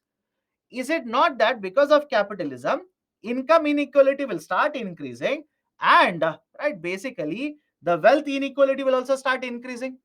Any problem here? Any problem? Right? Assets are those which will provide returns to you. I hope you understand. Assets are those which will provide returns to you. That is called assets. Right? So assets will get returns to you. Income is your earning. So basically in capitalism, right, the people will become richer who are already rich. Right? As a result of this, right, basically the income inequality as well as wealth inequality will start increasing. Harmful goods are also produced in order to earn profit. Harmful goods will also be produced in order to earn profit. I gave you example of tobacco earlier. I gave you example of liquor. Don't you think both the tobacco and liquor are harmful products? But in capitalism, there is a freedom to produce, freedom to consume, freedom to purchase. Now, in order to achieve that profit objective, companies will produce, right, let's say weapons, rifles will be produced, right? Tobacco products will be produced, liquor products will be produced, but these are harmful. Class conflict. Class conflict basically means rich people, rich, right? Certain very few people become very rich, large people remain very poor.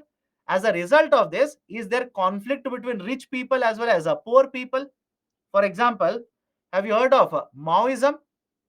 Think of it, right? What is the idea of Maoism? It is right, a rebellion against right, rich class.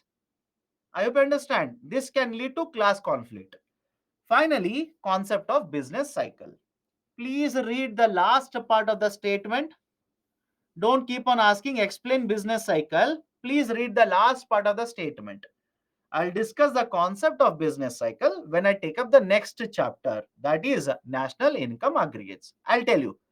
Don't worry, it's not that I don't know, but to understand the business cycle, you need to understand GDP. You need to understand, right, inflation. That's the reason. Have patience. We'll discuss this in the next slide. First point and second point. Again, I'll repeat, my dear. In capitalism, people will not earn same amount of salary. People will earn different amount of salary. For example, do you think your salary is equivalent to, right, Mr. Mukesh Ambani's salary? Let me know. All of this is not difficult. You don't observe. That is the reason you don't understand it. Right? Is your salary equivalent to Mr. Mukesh Ambani's salary? Is your salary equivalent to, right, your let's say your friend's salary? Not necessary.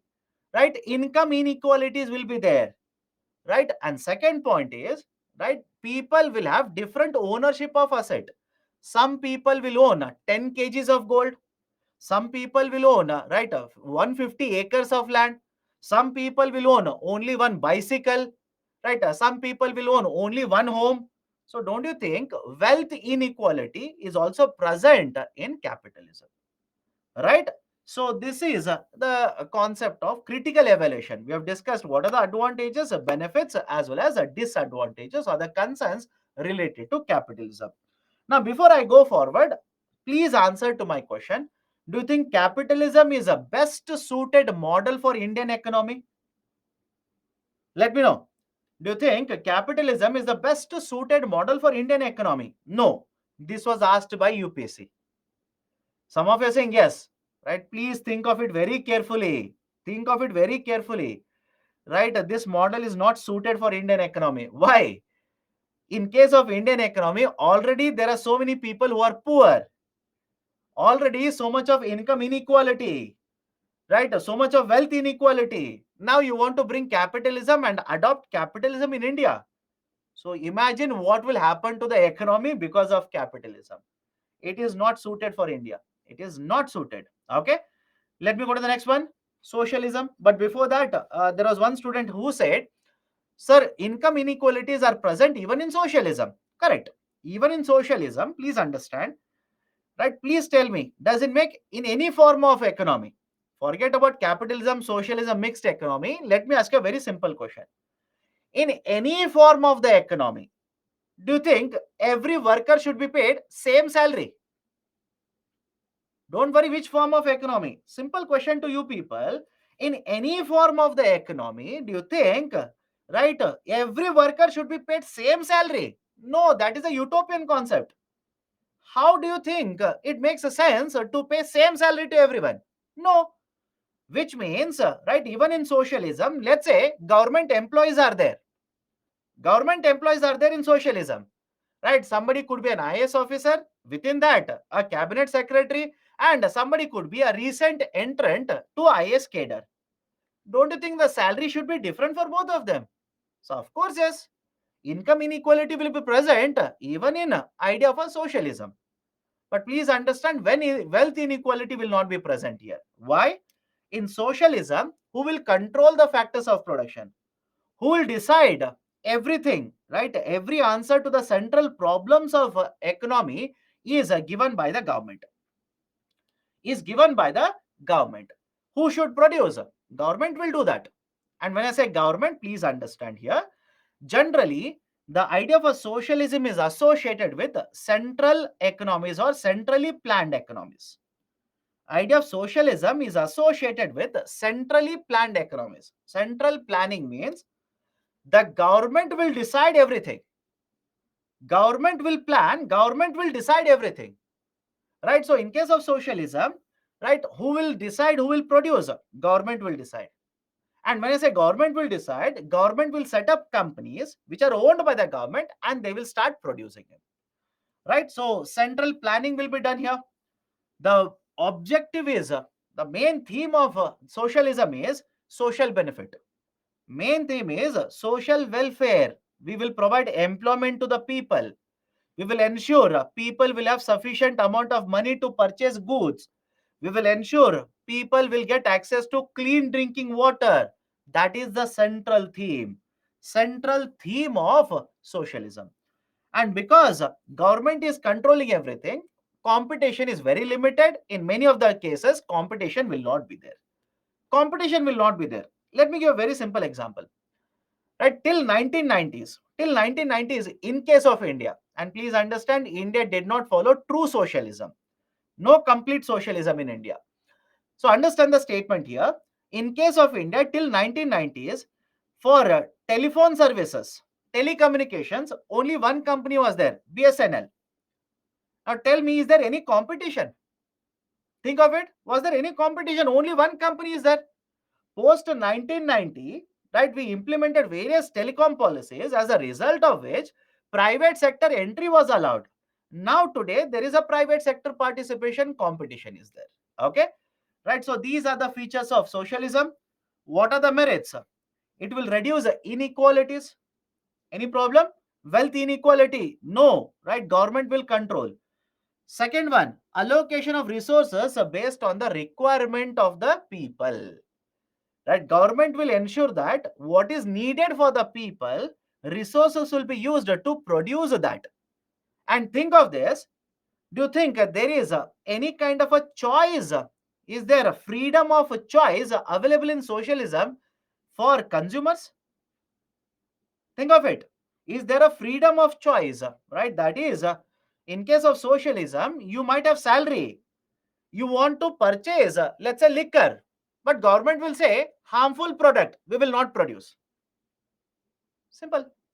Harmful product we will not produce it. So where is the freedom of consumption? Where is the freedom of choice? Right? Promotion of social welfare is the objective. Right? We will be achieving, right, the social objective, or that is social welfare objective. Now, next one, what is a demerit? What is a disadvantage related to socialism? There is a lot of red tapeism and bureaucracy.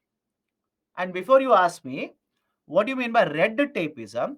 Red tapeism simply refers to rules or regulations or guidelines that are unnecessary and will cause a lot of delays.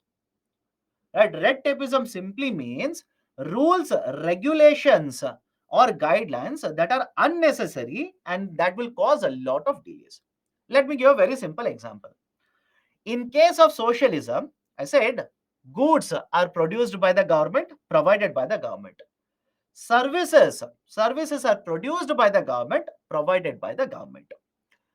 Now, because government is involved, don't you think lot of these will be controlled by government officials? Think of it, right? You want to get a service, government officials are present there. You want to get a, right, let's say a good, government officials are present there. You want to get a social welfare benefit, again government officials are present there. Now please understand, whenever you approach government officials, please tell me what is the general perception. Do you think government officials will do your work very quickly or they will delay the process? You tell me, by the way. Right? For example, you want to get a certificate. You want to get a certificate. Right? Is it easy to go to a government officer and get the certificate? Or else, can I give you one example? Don't write it, by the way. Can I give you one example? How many of you have got your own driving license? Let me check. Let me check and then let me ask you. How many of you got your own driving license done by yourself? That is, you went to the office, RTO office, you filled in the form, right? You stood in the line, you went for right the inspection, and then you got the driving license. Was it easy? Think of it. Was it easy? Right? Very convenient, very easy process. Right? Will be done within minutes.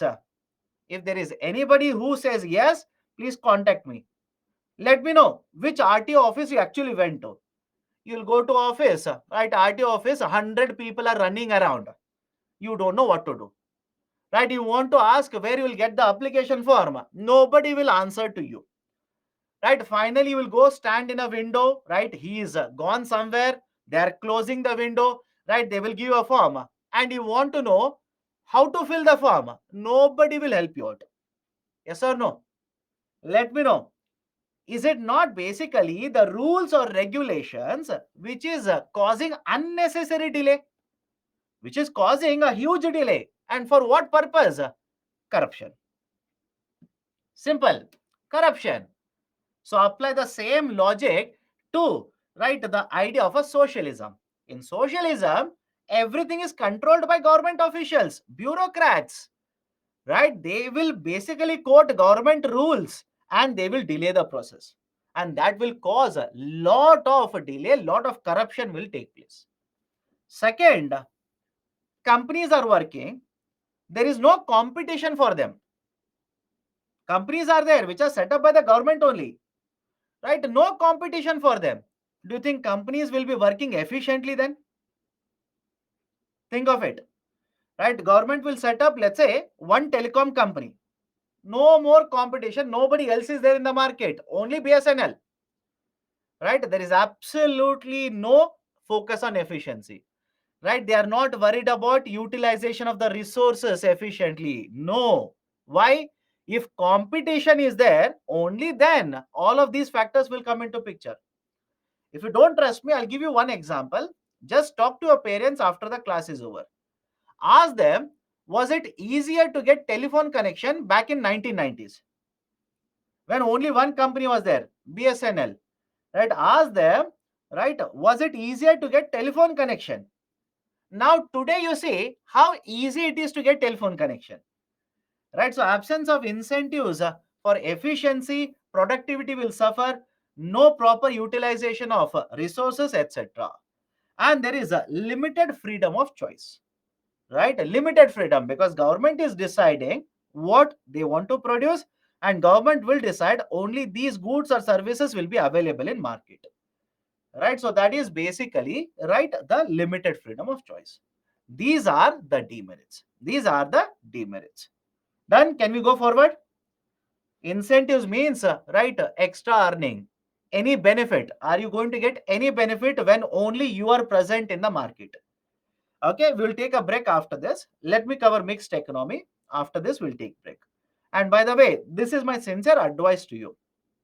Learn to sit for longer durations. I know you will start scolding me now. I know that. Learn to sit for longer duration. Why? Quickly, 30 seconds, I'll tell you. UPSC mains, every day you'll have two papers. Morning 3 hours, afternoon 3 hours. So target should be that. Your target should be that. Right? Please be very careful. Mixed economy. Let's start mixed economy. Example is India. What is the feature of a mixed economy?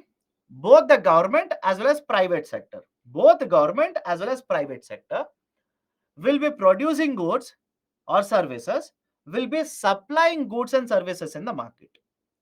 Is it okay? Is it okay? In mixed economy, both, right, both the government as well as private sector will be producing goods and supplying goods and services in the market. Take the example of India. Take the example of India. In case of telecom sector, can I say you will see both government of India as well as private sector? Let me know. Right? Apply the common sense, apply examples in real time, automatically you'll understand the model. In telecom sector, can you see both private sector and government sector? In education, can you see both government as well as private? Right? So basically argument is the government plus a private sector, both will be present in the economy. Right? Both will participate, both will produce, right, and supply the goods and services in the market. Right? I'll give you one more example. In case of civil aviation, civil aviation simply means aeroplanes, flying of aeroplanes. Civil aviation market, right? Don't you think now in the civil aviation market, service providers are all of them private sector companies? Let me know. In civil aviation, right, only private sector companies are present today. Until couple of years ago, you had a combination, private sector and government. But the entity owned by, right, the government of India, that is Air India, has been sold to private sector company now. Air India is owned by Tata company, which means even in case of civil aviation market, you will see only private sector being present. Can I give you exactly opposite to this? Nuclear energy. Tell me now.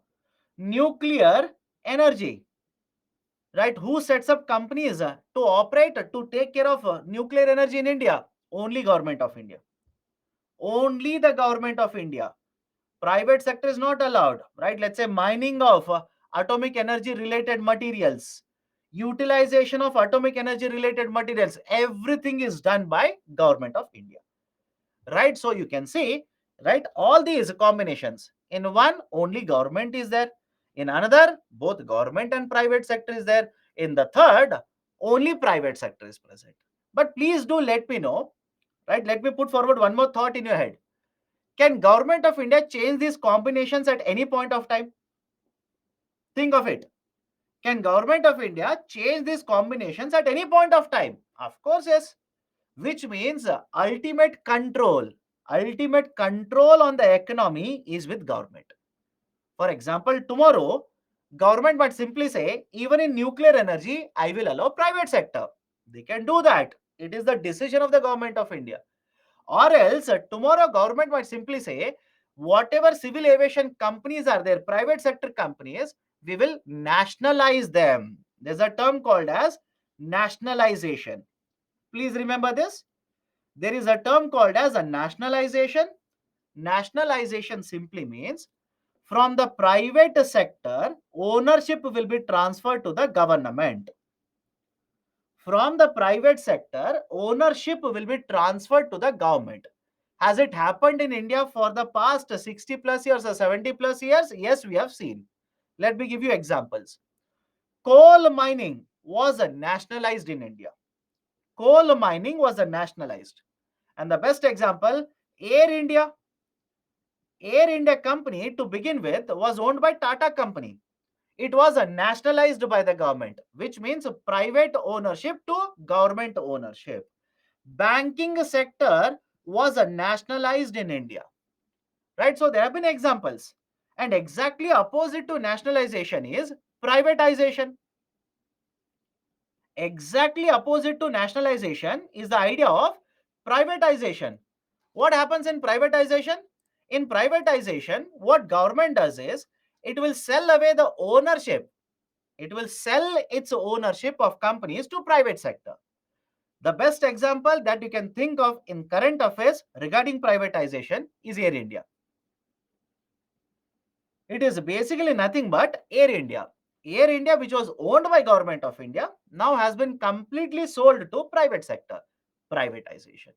So understand the logic here, right? In mixed economy, government has the complete control. They can go for privatization and opposite of this, they can also go for nationalization, right? They can do anything. Ownership of a means of production, resources is with both government as well as private sector, right? Both will provide a solution to the economic problems, right? What do you mean by economic problems here? Who will produce? What will be produced? How much will be produced? These are economic problems. Private sector has a freedom, but overall control is always in the government. Okay. What are the merits? More production can be achieved, more employment can be achieved, right? More and more goods and services can be, right, sold in the market. That is basically the idea for growth here. Balanced growth. What do you mean by balanced growth? Let me give a very simple example. Imagine there is a, right, one region in India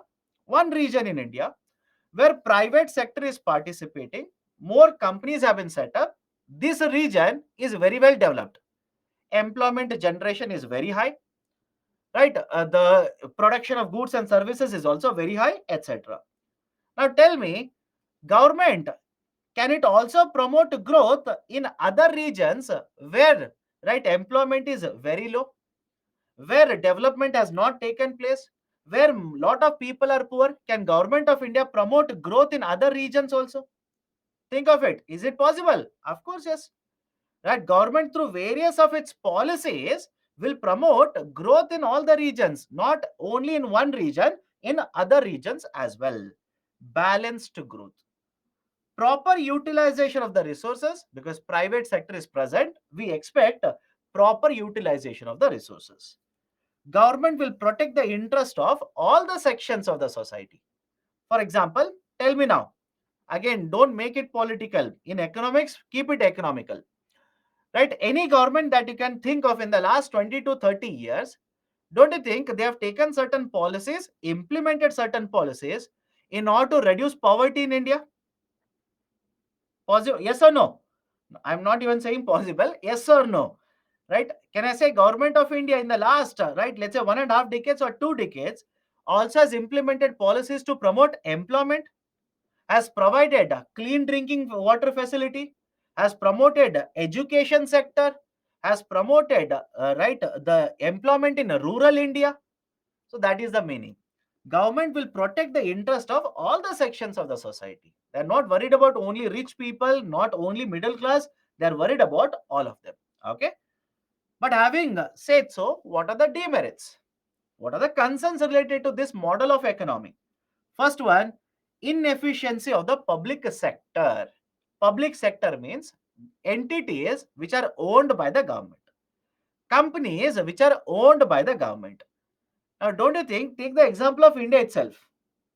Take the example of India, right? Have you not seen many public sector entities that is owned by government of India, right, which are functioning inefficiently?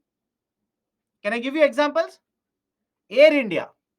Tell me, right? Anywhere have you read until, let's say, until last year when it was sold to private sector company, anywhere have you read that in the last 10 years, Air India has earned profits?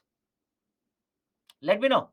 Anywhere have you read saying, statement says in the last 1 decade, Air India has earned very high profits? Absolutely no. Air India has kept on incurring losses. 1 year after the other, they have kept on earning losses. Second example, BSNL. BSNL, right? Bharat Sanchar Nigam Limited. Please tell me, is BSNL earning profits? Is BSNL on the verge of right being closed down? If you have read the newspapers, you will know this point. Government is infusing money. Government is right giving money to the BSNL to ensure they are working now. Right, they are incurring losses. So whenever you talk about right the mixed economy model, the entities owned by the government, that is public sector, right? Sometimes we see that these are working inefficiently, right? Working inefficiently. There is also fear of nationalization. Private sector is generally concerned, what if government of India, right, will go for nationalization? There is a possibility. What if they go for nationalization? They will take away ownership from us. There is a fear. Third one is income inequality and wealth inequality will be observed in mixed economy. We'll see both income inequality as well as wealth inequality. Can I simply say, look at Indian economy? Let me know. Look at Indian economy. Is there income inequality in India? Think of it and tell me, is there income inequality? Anybody who says, sir, absolutely no. I don't see any income inequality.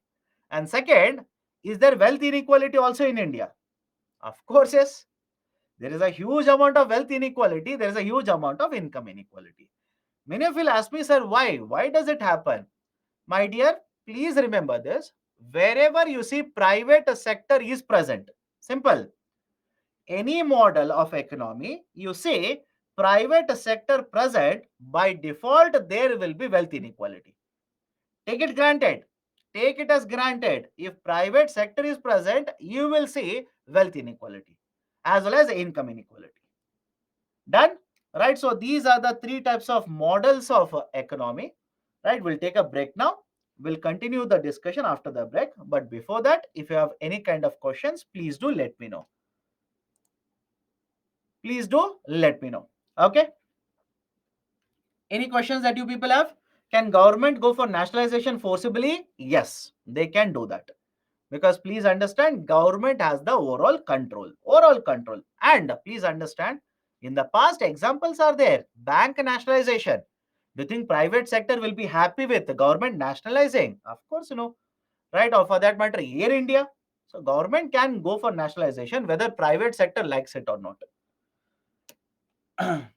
Only India is the country which has mixed economy. That means only India have both government and private sector? No. Many countries around the world follow the model of mixed economy itself.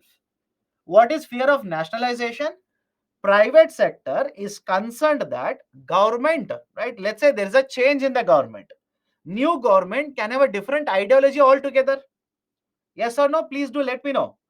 Right? Let's say there is a change in the government. New government can have a altogether completely different ideology.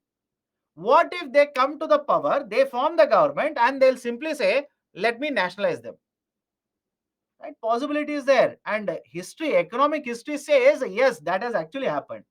For example, 1970s, right? 1970s, the policies were changed. Private sector ownership, especially foreign companies ownership, was reduced to 40% in India. Okay. Uh, Anything else? Define red tapeism. It is there in the slide. Right? You people don't read correctly. Red tapeism simply means unnecessary delays that are caused because of government rules or guidelines. Okay. Rather than saying, please take my question, type your question. When I'm looking, right, I can see only question. Please type the question. Can foreign companies get nationalized? Possibility is there. Right? Possibility is there. Sir, will shareholders be part of entrepreneurship? No, these are not the people who are starting the company. Entrepreneurs means who are starting the company. Russia also applied a mixed economy, right? On the face of it, yes, they say, right, we will allow private sector also to participate. But you know what happens in Russia. Okay, can we just rely on PPT for static part? What I would recommend is use a book with this. Use a book with this. Assets example of property, but no return. What do you mean by asset is an example of property, but no return? I don't understand. Right? Let's say, okay, imagine you have an asset, right? If you have purchased the asset at, let's say, 3 crore rupees, can you sell it in the market at 5 crore rupees? That is the return that you are going to earn. Okay. Okay. So let's take a break now. Let's take a break. Take a 10-minute break. We'll restart the discussion at 8:10. We'll restart the discussion at 8:10.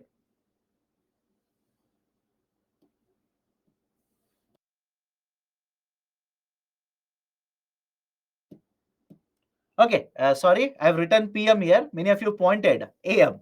8:10 AM.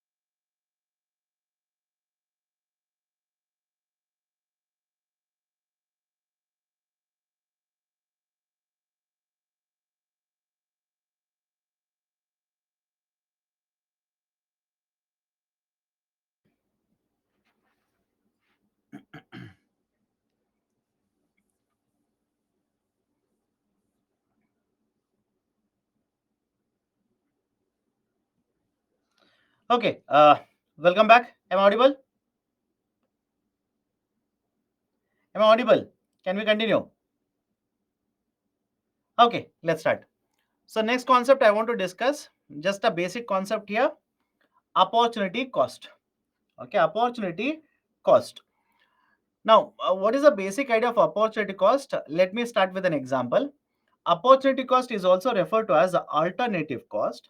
It simply refers to the potential benefit or the returns that you forego. Forego means sacrifice or lost. When one alternative is chosen over the other alternative. Different definitions are there. Keep it simple, right? Simple. Potential benefit or the returns that you have foregone or lost when one alternative is chosen over the next best available alternative. Now, let me give you a simple example here. Again, make it simple. Do not complicate it. Don't behave like a chartered accountant here. Just make it simple. Let's say you have 100 rupees. Okay, let's say you have 100 rupees. And the 100 rupee, there are two choices, two options available to you. First choice is you can take the 100 rupee and keep it in a bank in the form of fixed deposit. All of you heard of fixed deposit? Anybody who says, sir, what is fixed deposit? I'm hearing it for the first time. You keep certain amount of money with the bank for certain period of time. Right? Let's say 100 rupee for 1 year with a bank. And for that amount of money, bank will give you certain rate of interest. That is called as a fixed deposit. So one option that is available to you is take 100 rupee, keep it in a bank. Second option available to you is take that 100 rupee and start a business. Start a business. Now let's start. Let's start.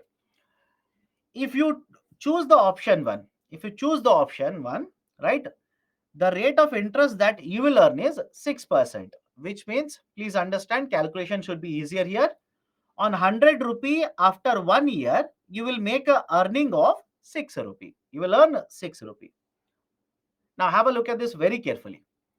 Imagine you have chosen, you have made a choice, you will go with option 1. And you will basically say, no, I will not start with a business. I will not start the business. Right? Let's say if you had started the business after 1 year, you did not earn any profit. If you had started the business, you would not earn any profit. So understand the concept of opportunity cost here. If you choose option 1 and ignore option 2, sacrifice option 2, can I say because of your choice, you have made an earning of 6 rupees? Let me know. Because of your choice, right? You chose one, sacrifice the other. Sacrifice means you did not choose the other. Please do let me know. If you choose option 1 and sacrificed option 2 because of your choice, can I say you have made a earning of 6 rupee? Right? This is one situation. Second example, rather than choosing option 1, you will choose option 2. You will sacrifice option 1, you will choose option 2, which means after 1 year is over, you have taken 100 rupee, you started a business. After 1 year is over, you did not earn any profit, right? Right, 0 rupee profit. Now, can I simply say, because of your choice, you have sacrificed an option where you could have earned 6 rupees. Let me know, I'll repeat it. Because of your choice, that is, you chose option 2 and sacrificed option 1, you have foregone an opportunity to earn 6 rupee. That 6 rupee is an opportunity cost. Simply, 6 rupee is an opportunity cost. And many of you, right, start giving examples to me. Sir, what if in future I'm going to earn profit? What if I will earn this much profit, etc.? My dear, when you earn in future, you calculate opportunity cost then. Right now, what is the opportunity cost? You tell me. Right now, what is the opportunity cost? You simply tell me. You can do it for every year. Right now, what is it? Right? Argument is simple. You choose option 1 and sacrifice option 2, you will earn 6 rupee. You choose option 2, sacrifice option 1, you will lose an opportunity to earn 6 rupees. This is a basic idea of opportunity cost. That is the potential benefit or loss, right, because of sacrificing one option over the other option. Right, that is basically the idea of opportunity cost. If you go with option 1, you will earn 6 rupee, right? Then your opportunity cost is positive, because in the second case it is 0. But because you have gone with option 1, you have earned 6 rupee, so opportunity cost is positive. Or else, let me put it in much simpler way. Between two options, you choose one option, any one of them, and the returns that you earn from this option, if it is more than whatever returns you could have earned from the second option, that is positive opportunity cost. Any difficulty? I'll repeat it again. Just understand this. Right? There are two options available to you. There are two options available to you. You will choose one of them. You will sacrifice the other. And whatever returns you earn from the option chosen is more than whatever returns you could have earned from the sacrificed option, your opportunity cost is positive. Otherwise, opportunity cost will become negative. Right? That is, in the second option is chosen. Imagine you have chosen second option. Right? If you have chosen the second option and sacrificed the first option, after 1 year is over, you have not earned any profit, which also means you have sacrificed an option where you could have earned 6 rupees. So your opportunity cost is a negative if you choose a second option over the first option. Any difficulty? Any difficulty? This is a basic concept, right? Basic concept, right? So you make choices, right? And again, many of you will ask me, sir, why do I need to make a choice?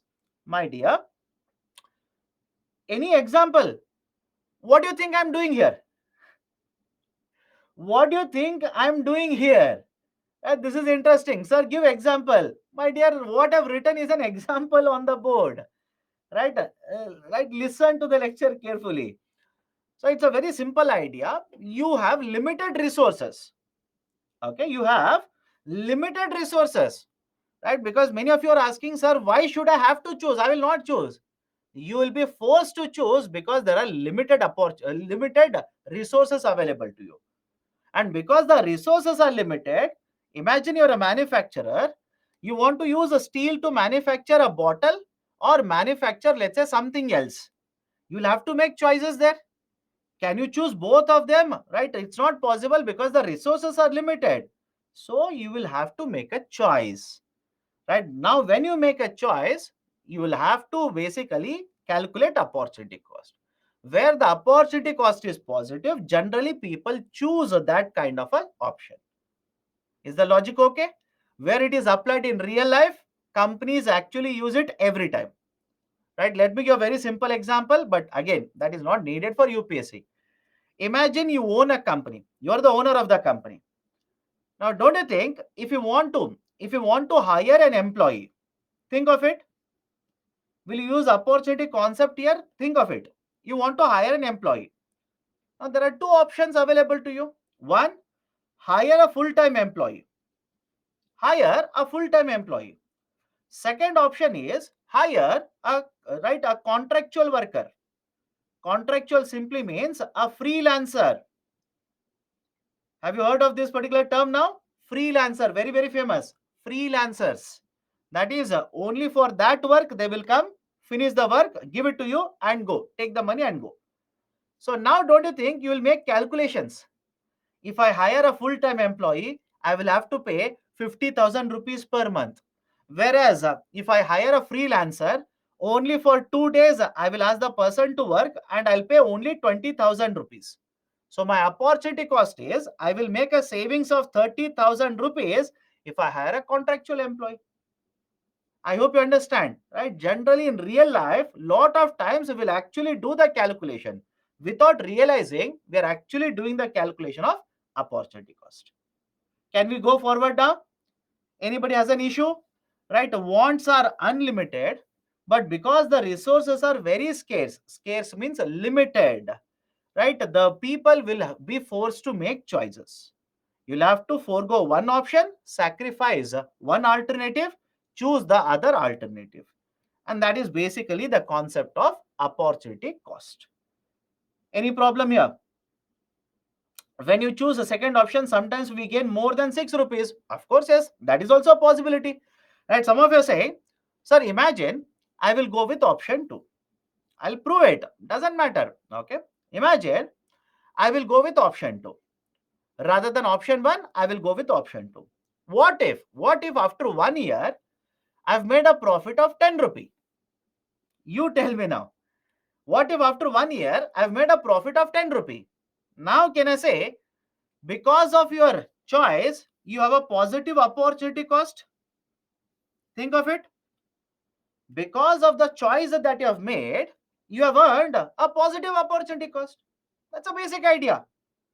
Right? Whatever choices you have made, make a comparison. You will understand whether your choice, right, the option that you have chosen, has it provided opportunity cost which is positive or negative. You will be able to find out. Okay, that is a basic idea. Okay, shall we go forward now? I have a book of 200 rupee, want to buy book, but I choose to spend on shoes rather than book. What is opportunity cost? You tell me, what is the benefit? What is the benefit? You tell me. Right? On what basis are you making a comparison? You tell me, then I'll tell you whether there is a positive opportunity cost or negative opportunity cost. Right? In fact, please understand, you can have positive OC, you can also have negative OC, you can also have zero opportunity cost. Remember this. You can also have zero opportunity cost. Right? And let me give a very simple example. Zero opportunity cost is generally observed in free goods. Remember this. Zero opportunity cost is observed in free goods. And when I say free goods here, which are available in nature for you, which are available in nature for you. For example, air. Can I say air is a free good here? Correct me if I'm wrong. Air is a free good. Do you pay money? Do you pay money to purchase air from the market?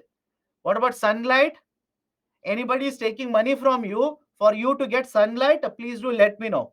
So whenever, right, whenever there are free goods in the right, free goods which are available in nature, these will carry zero opportunity cost. Okay. Now let me go to the next concept, law of demand. Now we will discuss two very important laws. Understand both of them. One is law of a demand and the other one is law of supply. One is law of a demand and the other one is law of supply. And before I start the discussion, law of a demand always will focus on, right, the demand side in the market. What do you mean by demand side in the market? You will go to the market, I will go to the market, we will purchase tomatoes. Although we'll keep on crying over it, but don't worry, we'll purchase tomatoes. Can I say this is a demand side in the market? We'll go to the market and purchase, right, let's say onion. We'll go to the market, purchase car. Can I say we are part of the demand side in the market? On the other side, please understand, law of supply will focus and discuss from the seller's perspective, seller's viewpoint, right? The manufacturer's viewpoint. So, law of supply will focus on manufacturing and supply. Law of demand will focus on purchasing of goods and services. Let me start. Whenever you want to discuss law of demand, please understand, whatever is the demand for goods and services in the market, can I say the demand for the goods and services is based on various factors, is dependent on various factors in the market. For example, imagine you want to purchase, right, let's say a mobile phone. Let's start. Imagine you want to purchase a mobile phone. What are the factors? What are the factors that will influence the demand in the market for the mobile phone? Can I say point number one will be price of commodity? What is the price of the mobile phone? Please tell me, will it have an impact on the demand of the mobile phones or not? Anybody disagrees with me? Anybody who says, sir, price does not matter, right? Demand will be there, etc. Right? I hope you understand. You want to purchase anything in the market, will you not be affected by the price of the product? Of course, yes. Right? That is the first one. And I've written the term commodity here. Commodity simply means anything that has been produced and will be sold in the market. Right? Price of the product. Second one is price of related good. Second one is the price of related good. Now, what do you mean by price of related good here? Let me write a shift to a new slide. Again, I'll come back to this. Don't worry. Don't say, sir, you're skipping the slide. I'll come back to this slide. Don't worry. Now, right, have a look at this. There is one classification. There is one classification. Substitute goods and complementary goods. Substitute goods and complementary goods. What do you mean by substitute goods and complementary goods? These are examples of related goods. Both are examples of related goods. But what do you mean by related goods? Related goods are those goods where the price of one good, will have an impact on demand for another good. I repeat, how do you define who are related goods? What are related goods? These are the types of goods wherein price of one good will have an impact on demand for another good. Let me prove it to you. Let me simply prove it to you.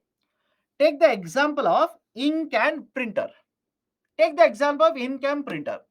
Now, please tell me if the prices of the printers, will start going upwards, don't you think the demand should be affected for the printer?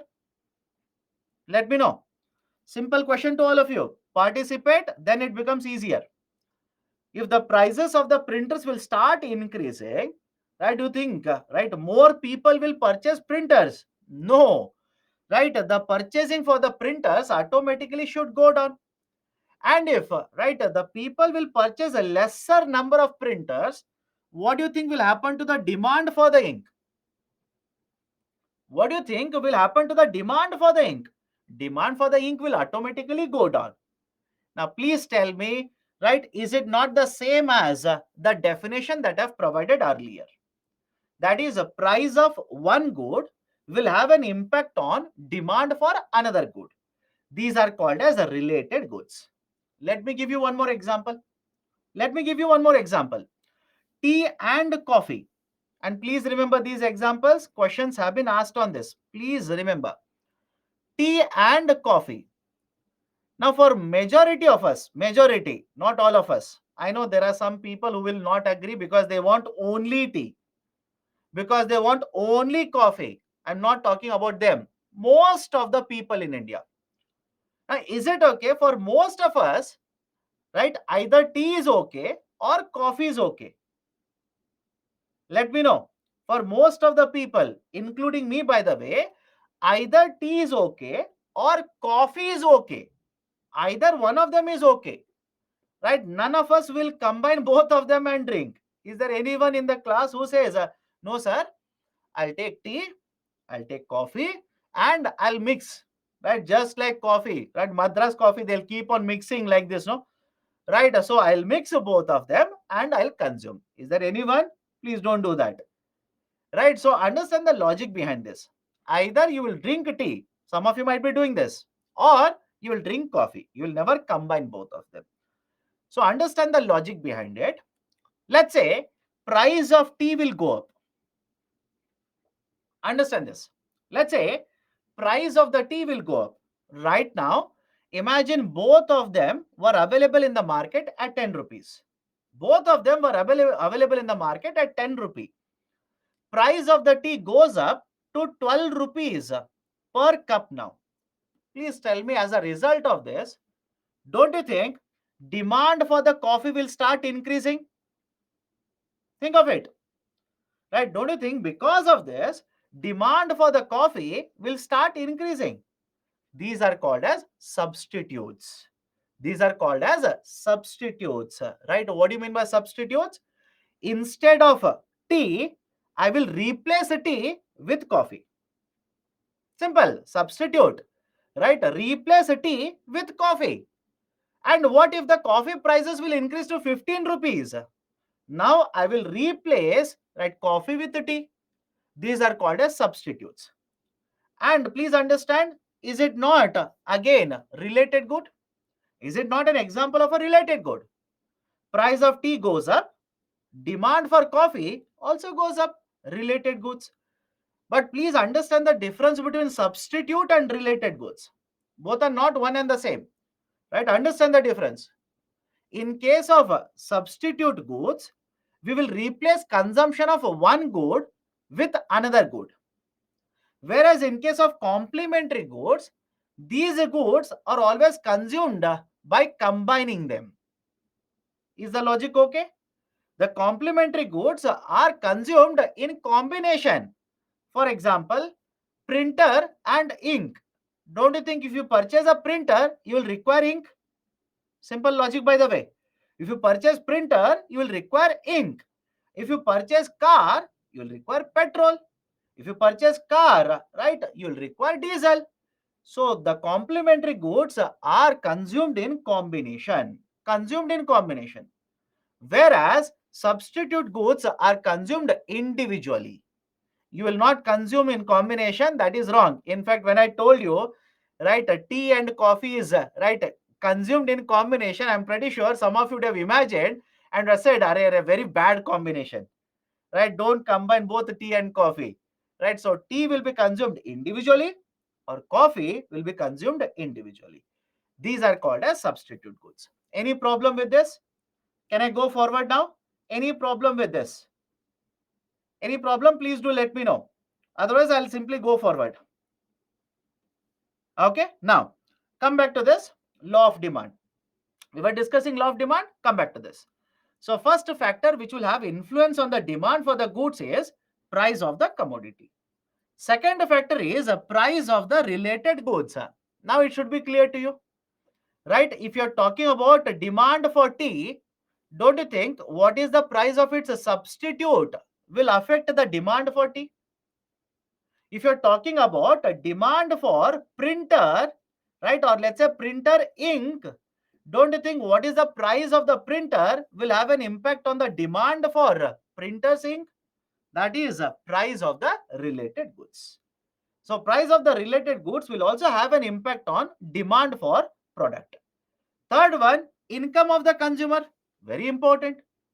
Right? What is my income? Don't you think that will have an impact on what good I will purchase, what services I will purchase in the market? Of course, yes. And finally, the taste and preference. The taste and preference of a consumer. For example, think of it. You are very much interested in using a mobile phone with the latest technology. And there are people, by the way, you might disagree with me. There are people who will prefer it, right? You are a tech savvy person. You want to use a mobile phone with a 5G connection. Will you go to the market and purchase Nokia 1100? Think of it.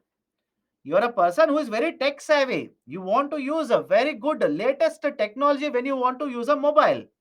Will you go to the market and purchase Nokia 1100?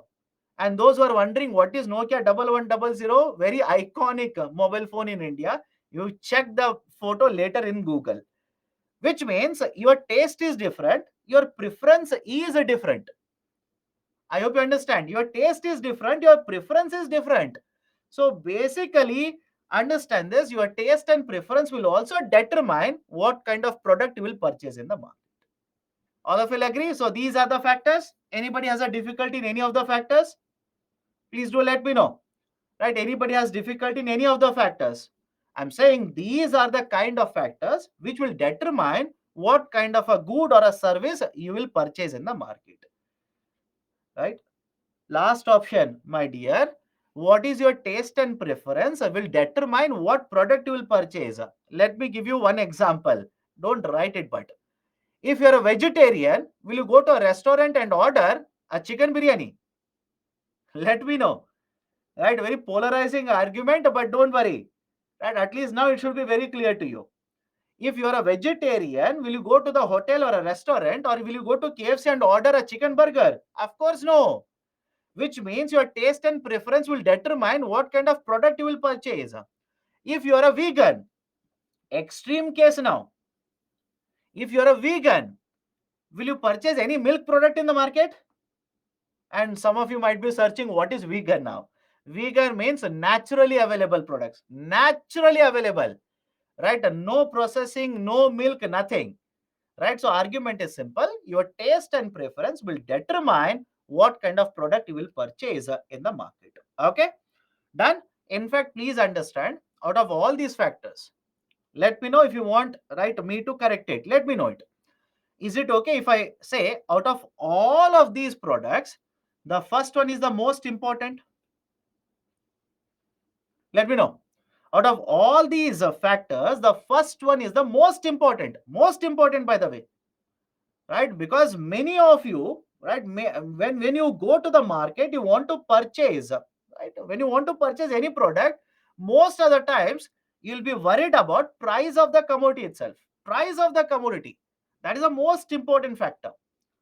Now, what is the use of all of this? Let me explain. Let me explain. There is a concept called as law of demand. Law of demand states that if all the other factors remain unchanged, if all the other factors remain unchanged, all the other factors means your income does not change, your taste and preference does not change, all the factors remain same. If all the factors remain unchanged, then higher the price of the good, lower will be the demand, and vice versa. I'll repeat it. Higher the price of the good, lower will be the demand, and vice versa. Vice versa means what? It simply says if price of the product goes up, demand will go down, and if the price of the product goes down, demand will go up. This is the meaning of the term vice versa. Now, the same thing, can I put it in the form of a formula? Right? At least some of you will find it much easier to remember. Can I say price is inversely proportional to the demand for the product? Let me know. Can I say law of demand? What does it state?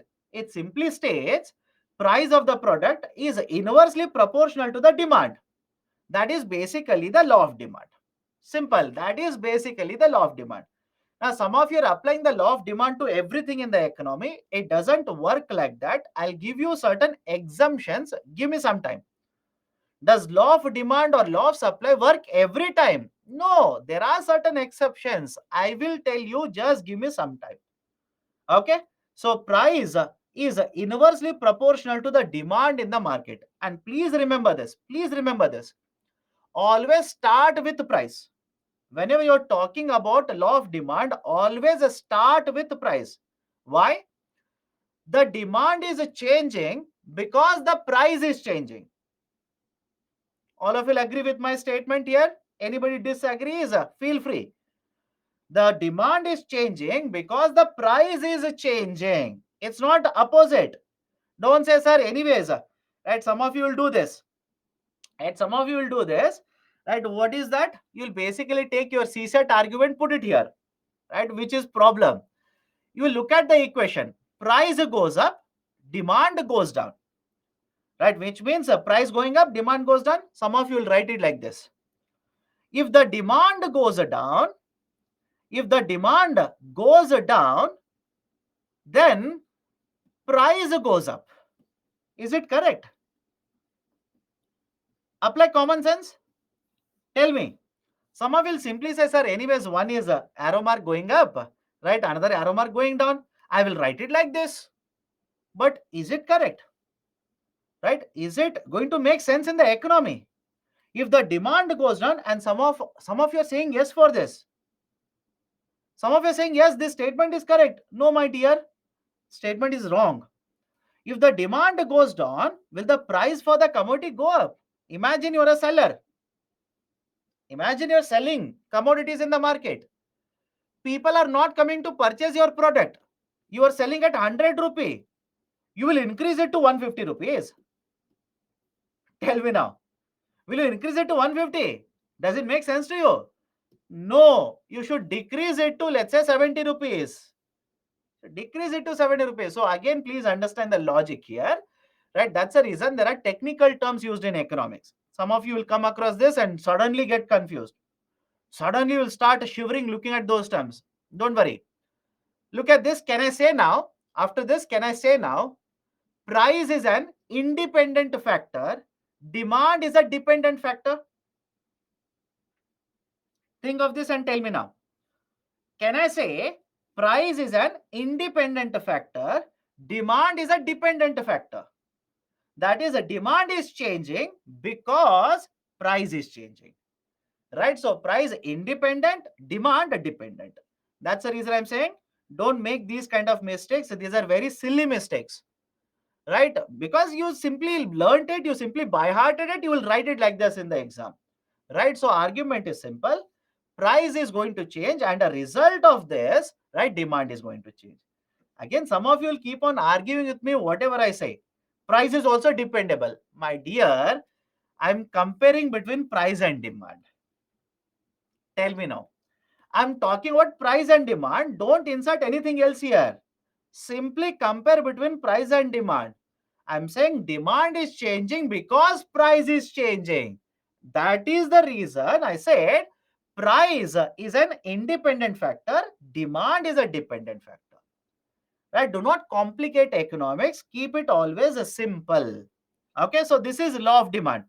Anybody has a problem with this? Are there exceptions to this? There are exceptions. I will give you those exceptions. Have patience. You should be having patience. There's a statement, no? There's a saying. Good things will always come to those who wait.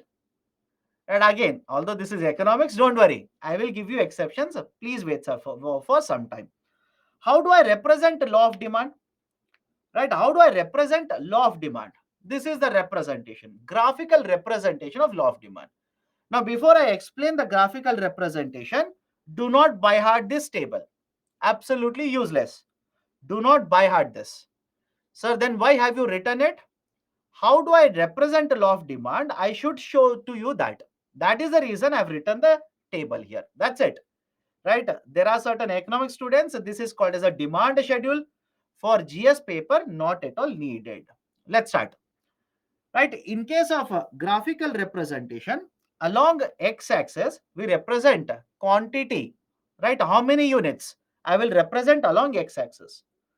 And on the y-axis, along the y-axis, right, I will represent the price of the commodity, price of the product. Now, how do I draw the line? Generally, how do I draw the line? And please understand, we use right a system called as a demand schedule.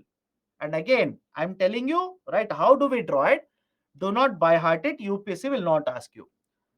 That is basically in the market we try to find out at different price levels.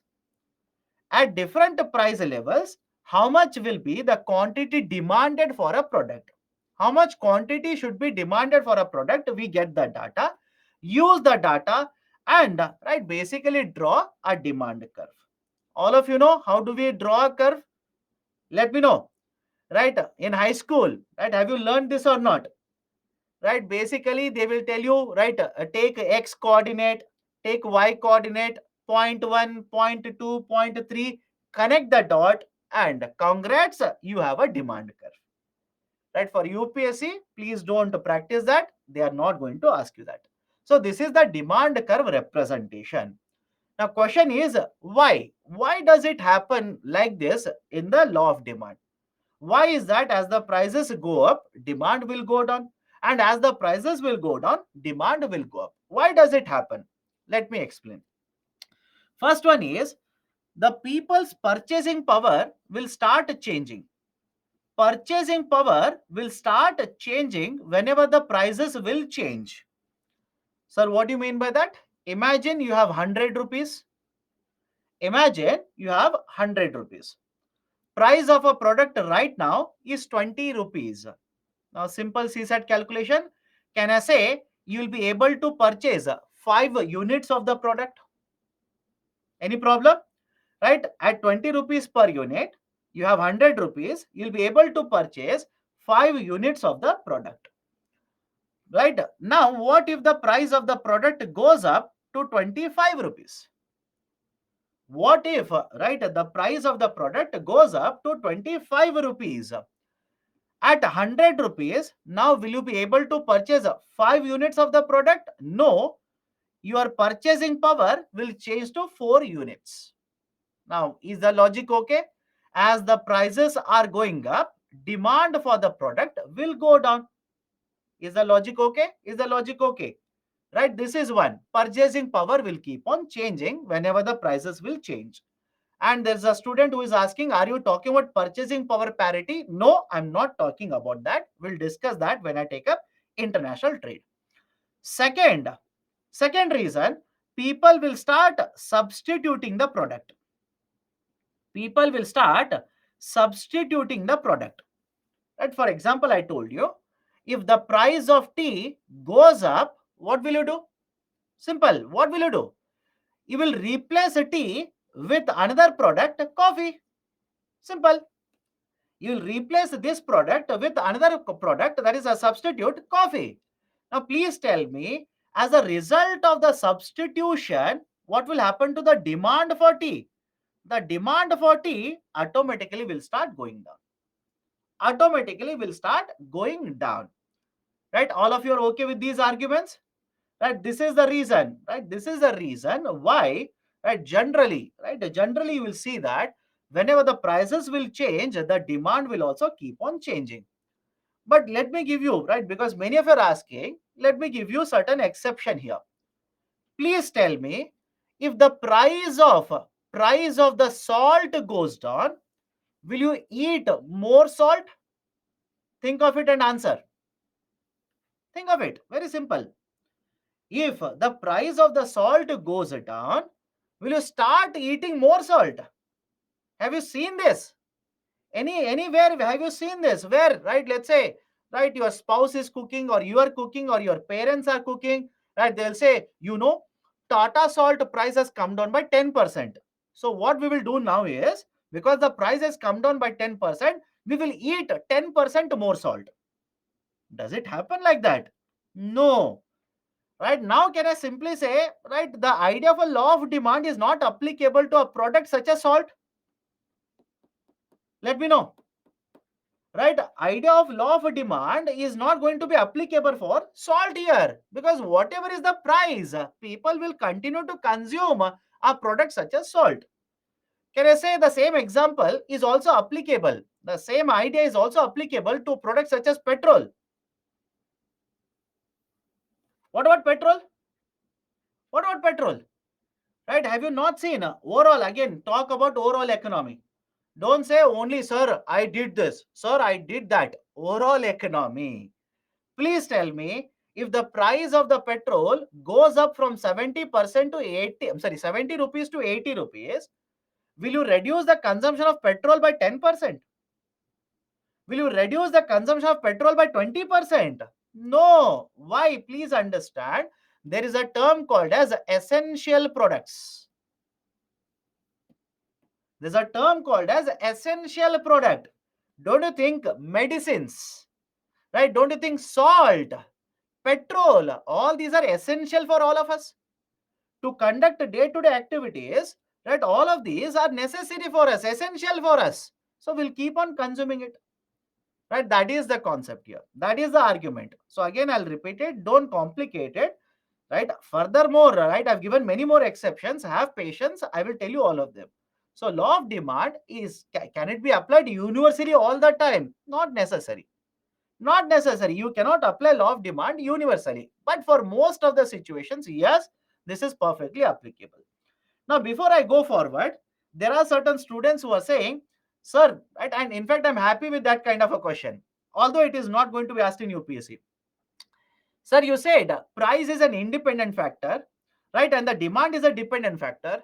But I am a statistic student, right? I am from a statistic background. And in statistics, what they have taught me is, right, simple. Whatever is an independent factor, write it along x-axis. Whatever is a dependent factor, write it along y-axis. This is what has been taught to me. But it is not the same case in case of the graphical representation of law of demand, you are absolutely correct.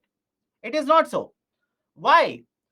For the first time when the law of demand curve was drawn, for the first time when the law of demand curve was drawn, they put price along y-axis and quantity along x-axis. They simply put it and drew and started using the demand curve. And what has happened is historically, we have continued to do the same thing.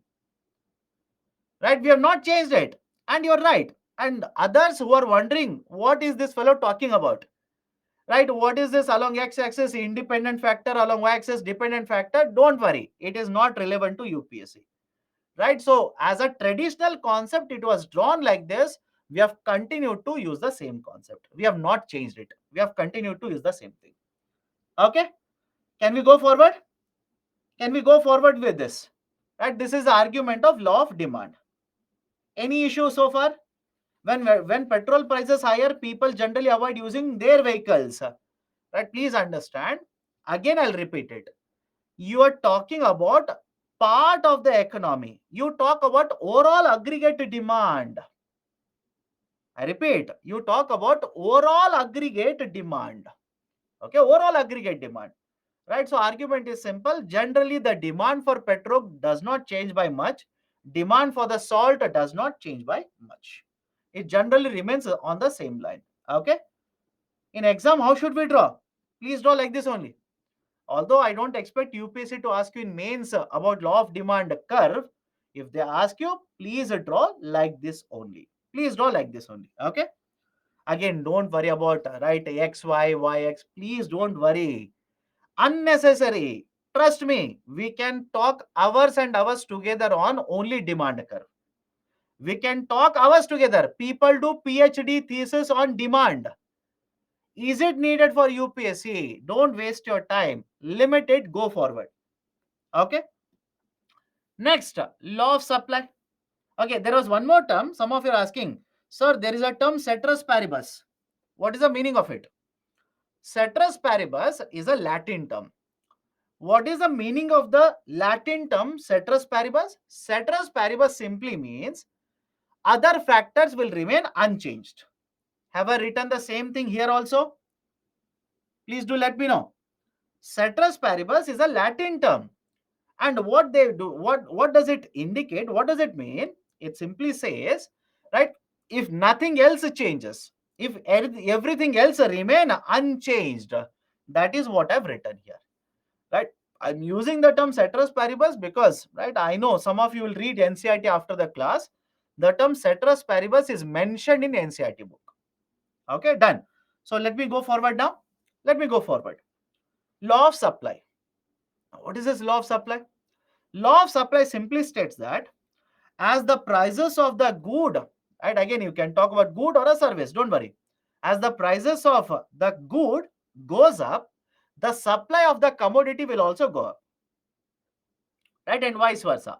Okay, as the prices of the good goes up, the supply of the commodity, supply, I'm not talking about demand now, supply of the commodity also goes up. That is, in simple terms, can I write it like this? Price and supply are directly proportional.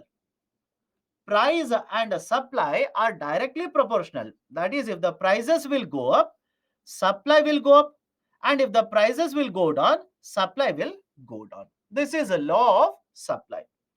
Now the question is why? Why is that the prices will go, prices will go up, supply also goes up, and prices will go down, supply will also go down. Why does it happen? Reason is simple. Imagine you're a manufacturer.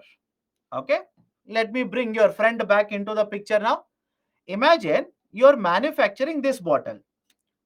Now please look at the first statement. Please look at the first statement. Nothing changes. Nothing changes. That is, what is the cost of raw material? Same. What is the labor wages? Same. What is the tax imposed by the government on the bottle? Same.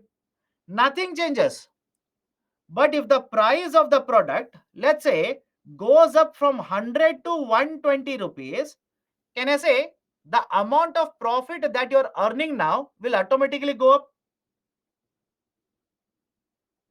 Let me know whether this is correct or not. I repeat, imagine you're manufacturing this bottle, ceteris paribus. Ceteris paribus means nothing will change. The taxes imposed by the government remains the same. The subsidy means assistance provided by the government. There's a term called a subsidy here. Subsidy means assistance provided by the government. For example, let me connect it to current affairs and let me see how many of you are reading the newspapers. In recent times, have you come across a term called as FAME initiative? Important, it has come in the newspaper at least right 50 times in the last 1 month. Have you read about FAME initiative? FAME simply stands for faster adoption, faster adoption and manufacturing of electric vehicles. Manufacturing of electric vehicles, EVs. Right, a FAME 2 initiative is being implemented by the government. In fact, today's newspaper, Business Line. In Business Line, there is an article on FAME 2 itself. Now have a look at this. Faster adoption and manufacturing of electric vehicles. Now, right, understand how subsidies will have an impact. Imagine you're manufacturing an electric vehicle. I know it doesn't look like electric vehicle, but don't say, sir, where is the wheel? Right, where is the steering wheel? Right, where is the window? Don't ask me. Imagine this is an electric vehicle. The actual cost of the electric vehicle is, let's say, 1,50,000 rupees. Let's say, hypothetical number, 1,50,000 rupees. Now imagine government will give you a subsidy of 20,000 rupees. What is subsidy? Assistance. Right? Right? Assistance is provided by the government. Subsidy is given by the government of 20,000 rupees to you. Now please tell me what will happen to the price of the electric vehicle. If you are the manufacturer, if you get 20,000 rupees from the government, will you increase the price of the electric vehicle or will you decrease the price of the electric vehicle? Prices should decrease. All of you will agree? Any difficulty? Prices should decrease. Does it make sense to you or not? Rather than selling it at 1.5, now you will sell it at 1.3 lakh rupees. This is the impact of subsidies given by the government. Impact of subsidies. Now please understand, I will add one more point here. Can I now say that, follow this carefully. Can I now say that if government imposes a taxes, the prices of the products will increase. If the government provides you subsidies, prices should decrease. Any difficulty? Any difficulty in understanding this? If government will provide you subsidies, prices should come down. If government will impose a taxes, prices should go up. Very simple idea. Please remember this. Remember this. Again, we will use this. Again and again, we are going to use these concepts. Now, come back to this. I was discussing bottle manufacturing. So, government is providing subsidy. That will not change. It remains the same. Government is imposing taxes. Doesn't change. Remains the same. Raw material cost remains the same. Everything remains the same. But the market price will go up. Now, can I say because of this, the profit earned by you will go up. And if you're earning profits more and more, will you supply more of the commodity or lesser commodity? Have a look at this. Are you going to supply more or lesser of the commodity? Automatically you will supply more. And please understand this very carefully. Some of you are asking why the prices are going up. My dear, please understand, right? If you have followed the discussion that I'm doing, right, there itself there is a hint. What is a hint? I said a ceteris paribus. And when I was explaining other factors, did I talk anything about demand there? Please do let me know. When I was explaining to you what are the other factors here, that is taxes will not change, right? The subsidies will not change, right? The raw material cost will not change, labor wages will not change. I'm simply talking only about factors affecting supply. right? You do not include demand here. Why? The reason why prices are going up in the market is because demand is higher for a commodity in the market. Demand is higher for this commodity in the market. That is the precise reason why, despite other factors remaining same, prices will go up. You start earning more profit, you will start supplying more. And many of you are saying, but sir, if the prices will go up, this will happen, etc. I will explain that also. Have patience. I'll explain that as well. Right? So, is the logic of law of supply simple? Right? Is it okay with you? Can I go forward now? How do we represent the law of supply? The law of supply is represented in this kind of a graph. Right? Right, where the line is going upwards. Line is going upwards. Right, in case of law of demand, it is a downward going line, downward sloping line. In case of law of supply, it is a upward sloping line. But please understand, some of you will have this kind of a doubt, which is very valid. Let me explain it.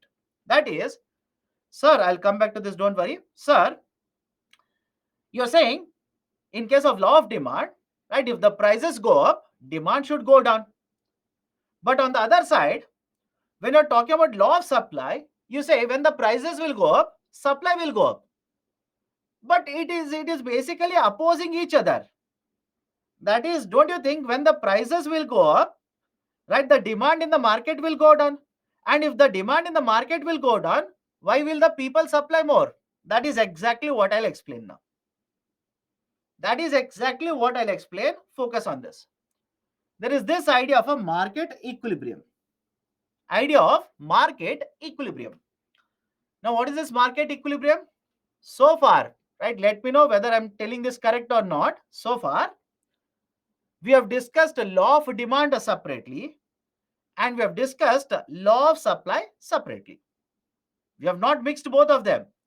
We have discussed both of them independent of each other. But please tell me, don't you think in the market both demand and supply will be occurring simultaneously? Let me know. Right? Don't you think the demand and supply both are occurring simultaneously? If there is a demand, there is a supply. It's not that demand is separate and the supply is separate. Both are happening at the same point of time in the market. So now what I'll do, I will take law of demand, law of supply, right? Put it in a same graph. Simply put it in the same graph. Right? What is the representation? Have a look at this. The demand curve. The demand curve, right, will be downward sloping and a supply curve is upward sloping. Now, please go back to your high school. Please go back to your high school.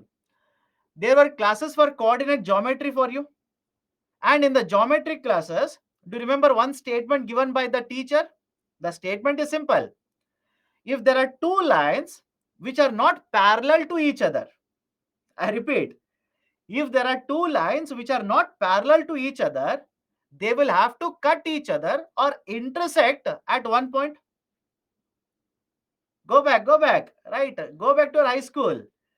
If there are two lines which are not parallel to each other, they will have to cut each other. They will have to intersect at one point. This is the point of intersection. This is the point of intersection. And this point of intersection is called as market equilibrium. Simple. This point of intersection, right, it is called as market equilibrium. Now, what do you mean by market equilibrium here? Market equilibrium simply refers to a situation in the market where the quantity of goods sold is equal to quantity of goods demanded. Simple idea, right? What is the situation? Why this is called as a market equilibrium? Market equilibrium refers to a situation in the market where whatever goods are demanded in terms of quantity, same quantity is being supplied in the market. For example, if the demand is for 100 units, if the demand is for 100 units, in the market 100 units are getting supplied. And because right, demand is equal to supply will simply refer to this situation as a market equilibrium.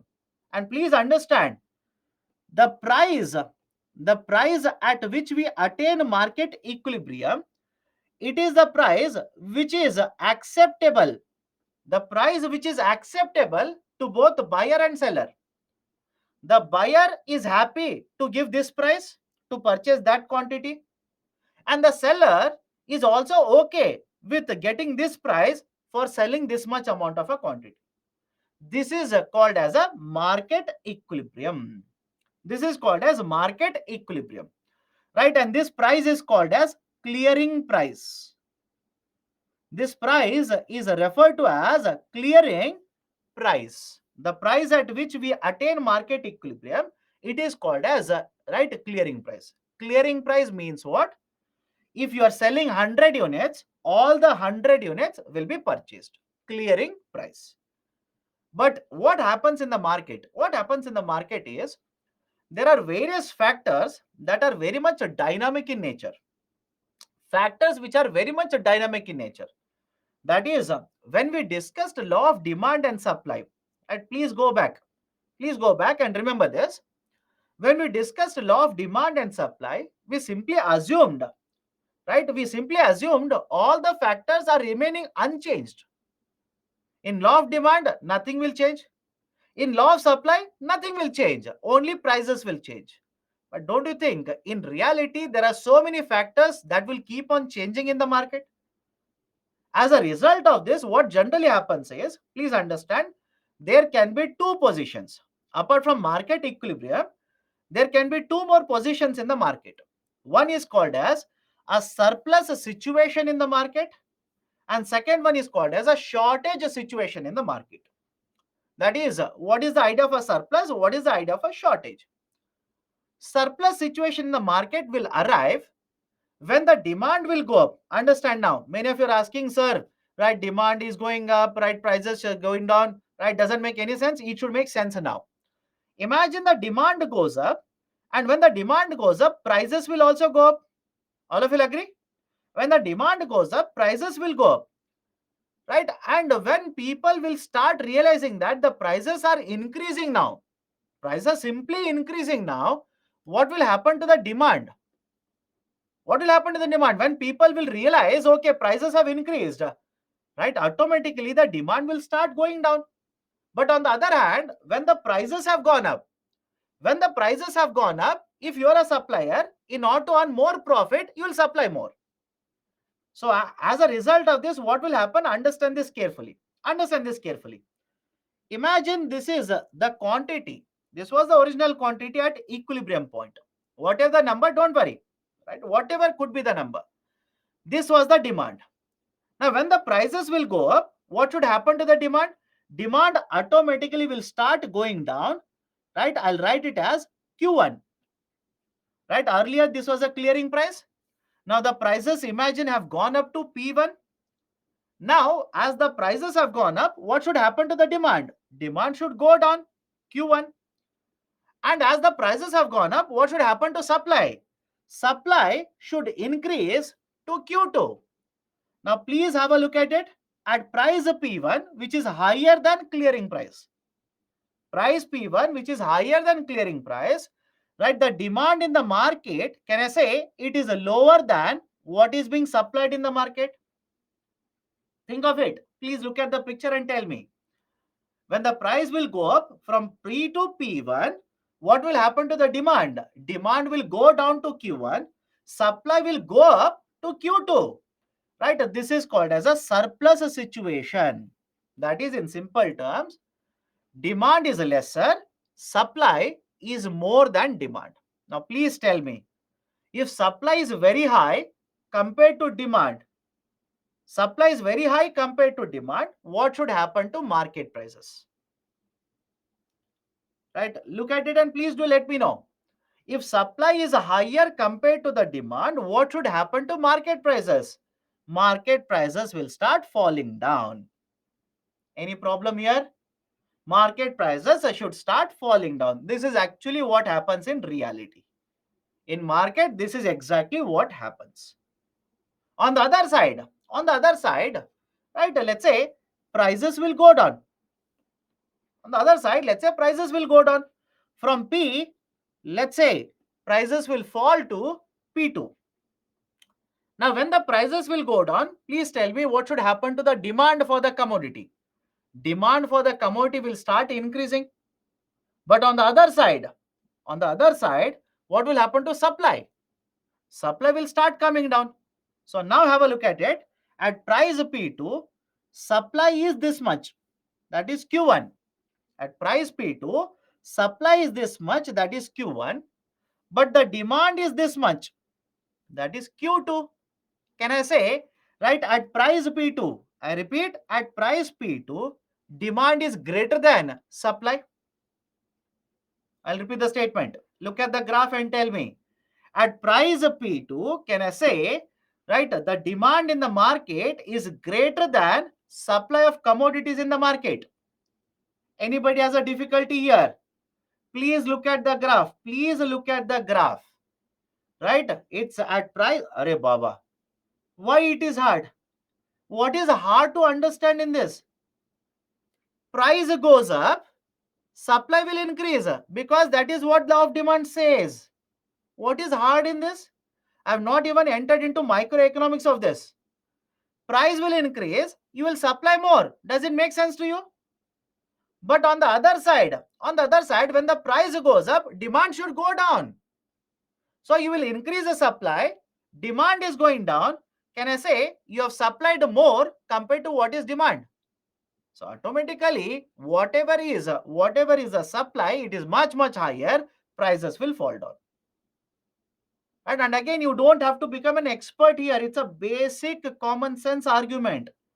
Right? That is, if you ask me, sir, why will the prices go down? Let me give a very simple example. Imagine you go to the market, right? You go to the market and there are 20 sellers. 20 sellers who want to sell the product to you. Right? They want to sell it to you. You are a customer. Now, please tell me, will the 20 sellers start competing amongst themselves? Let me know. Will the 20 sellers start competing amongst themselves? And as a result of this competition, what will happen to prices? The prices will start going down.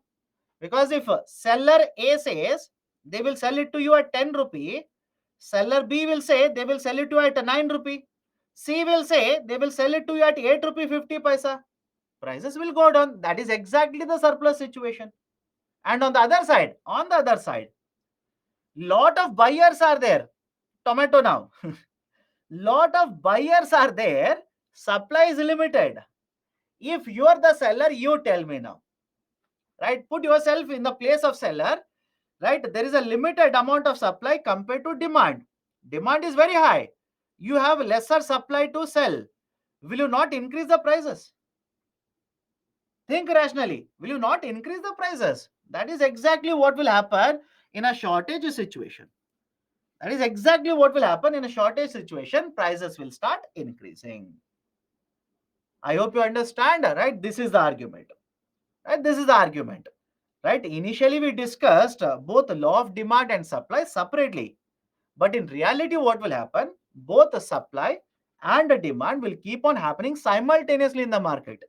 As a result of this, right, in certain situation, supply will be more than demand. That is a surplus. Market prices will fall.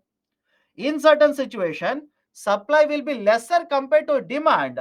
Market prices will start increasing. That is a right a deficit or scarcity situation. Let me go to the next one now. What are certain exceptions to both the law of demand and law of supply? What are certain exceptions? First one, whether the substitute is available. How easily can you get the substitute? Don't you think that will determine how the market prices will change?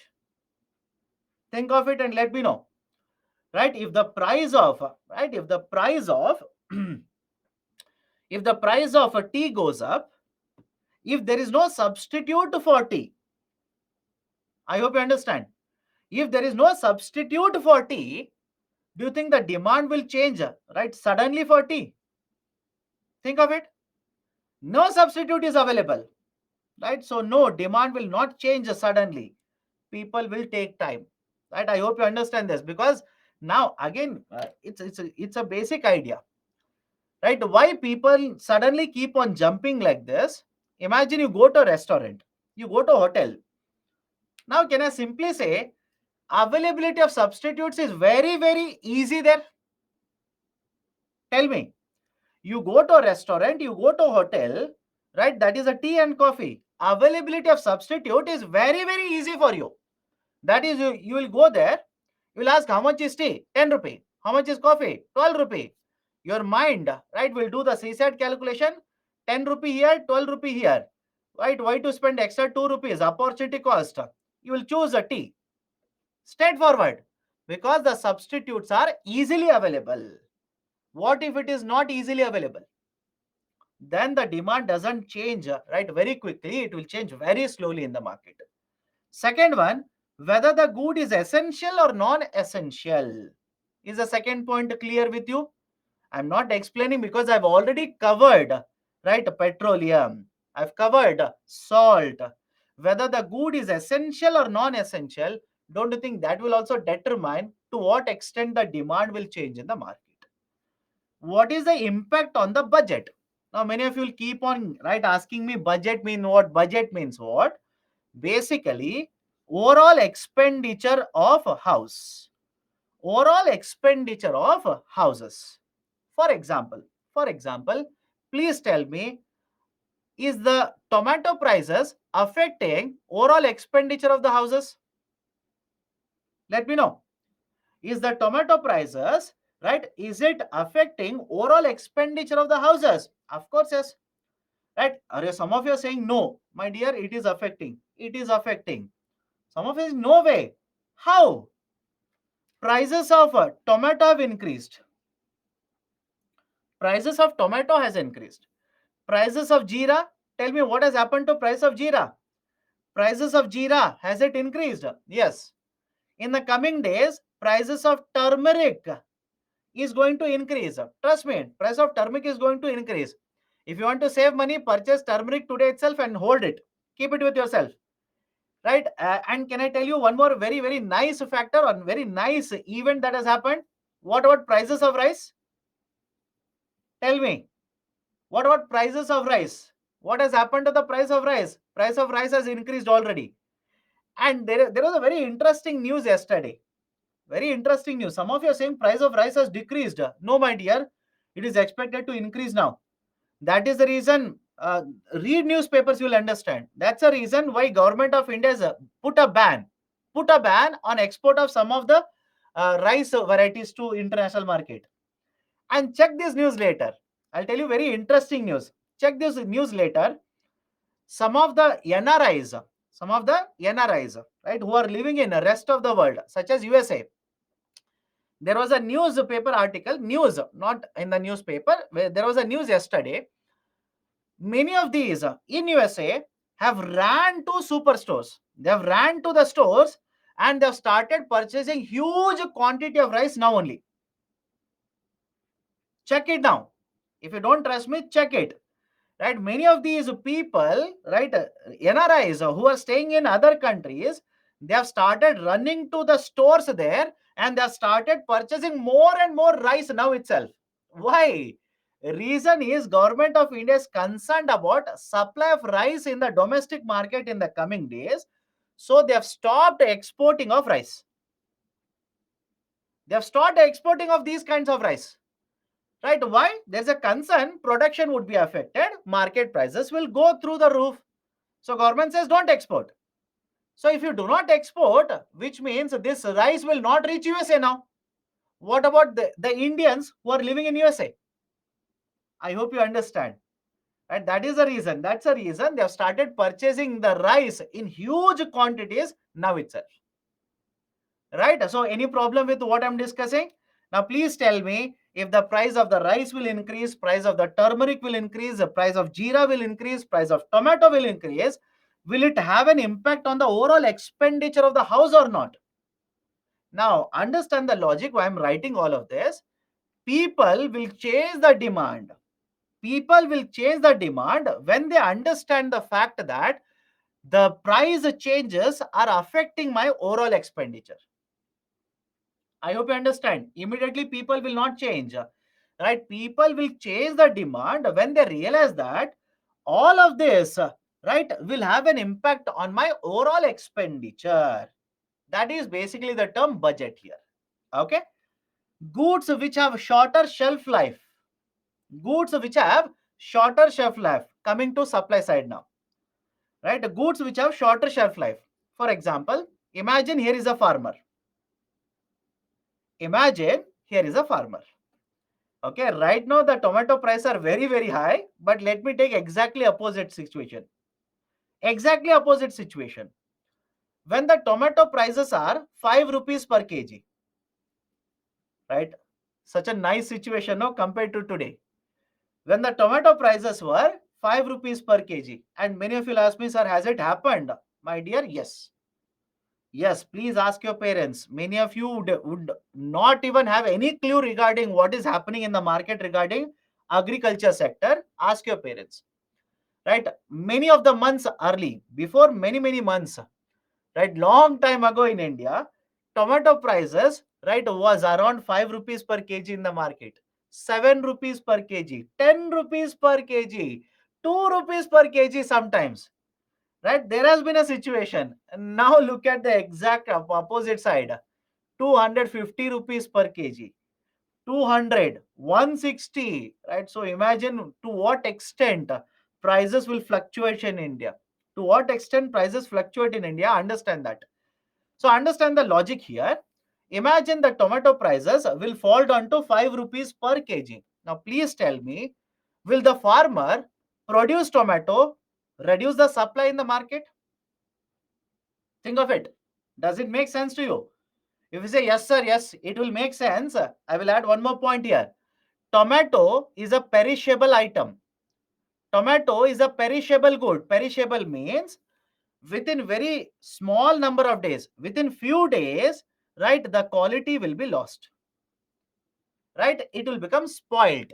That is the meaning of the term perishable items.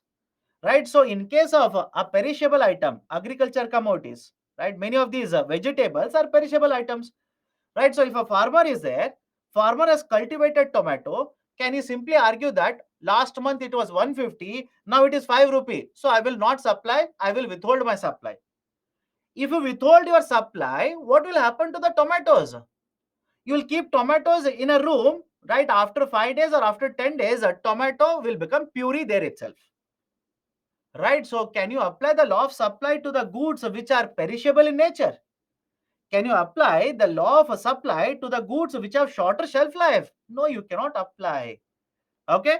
Next, very rare articles such as paintings and coins.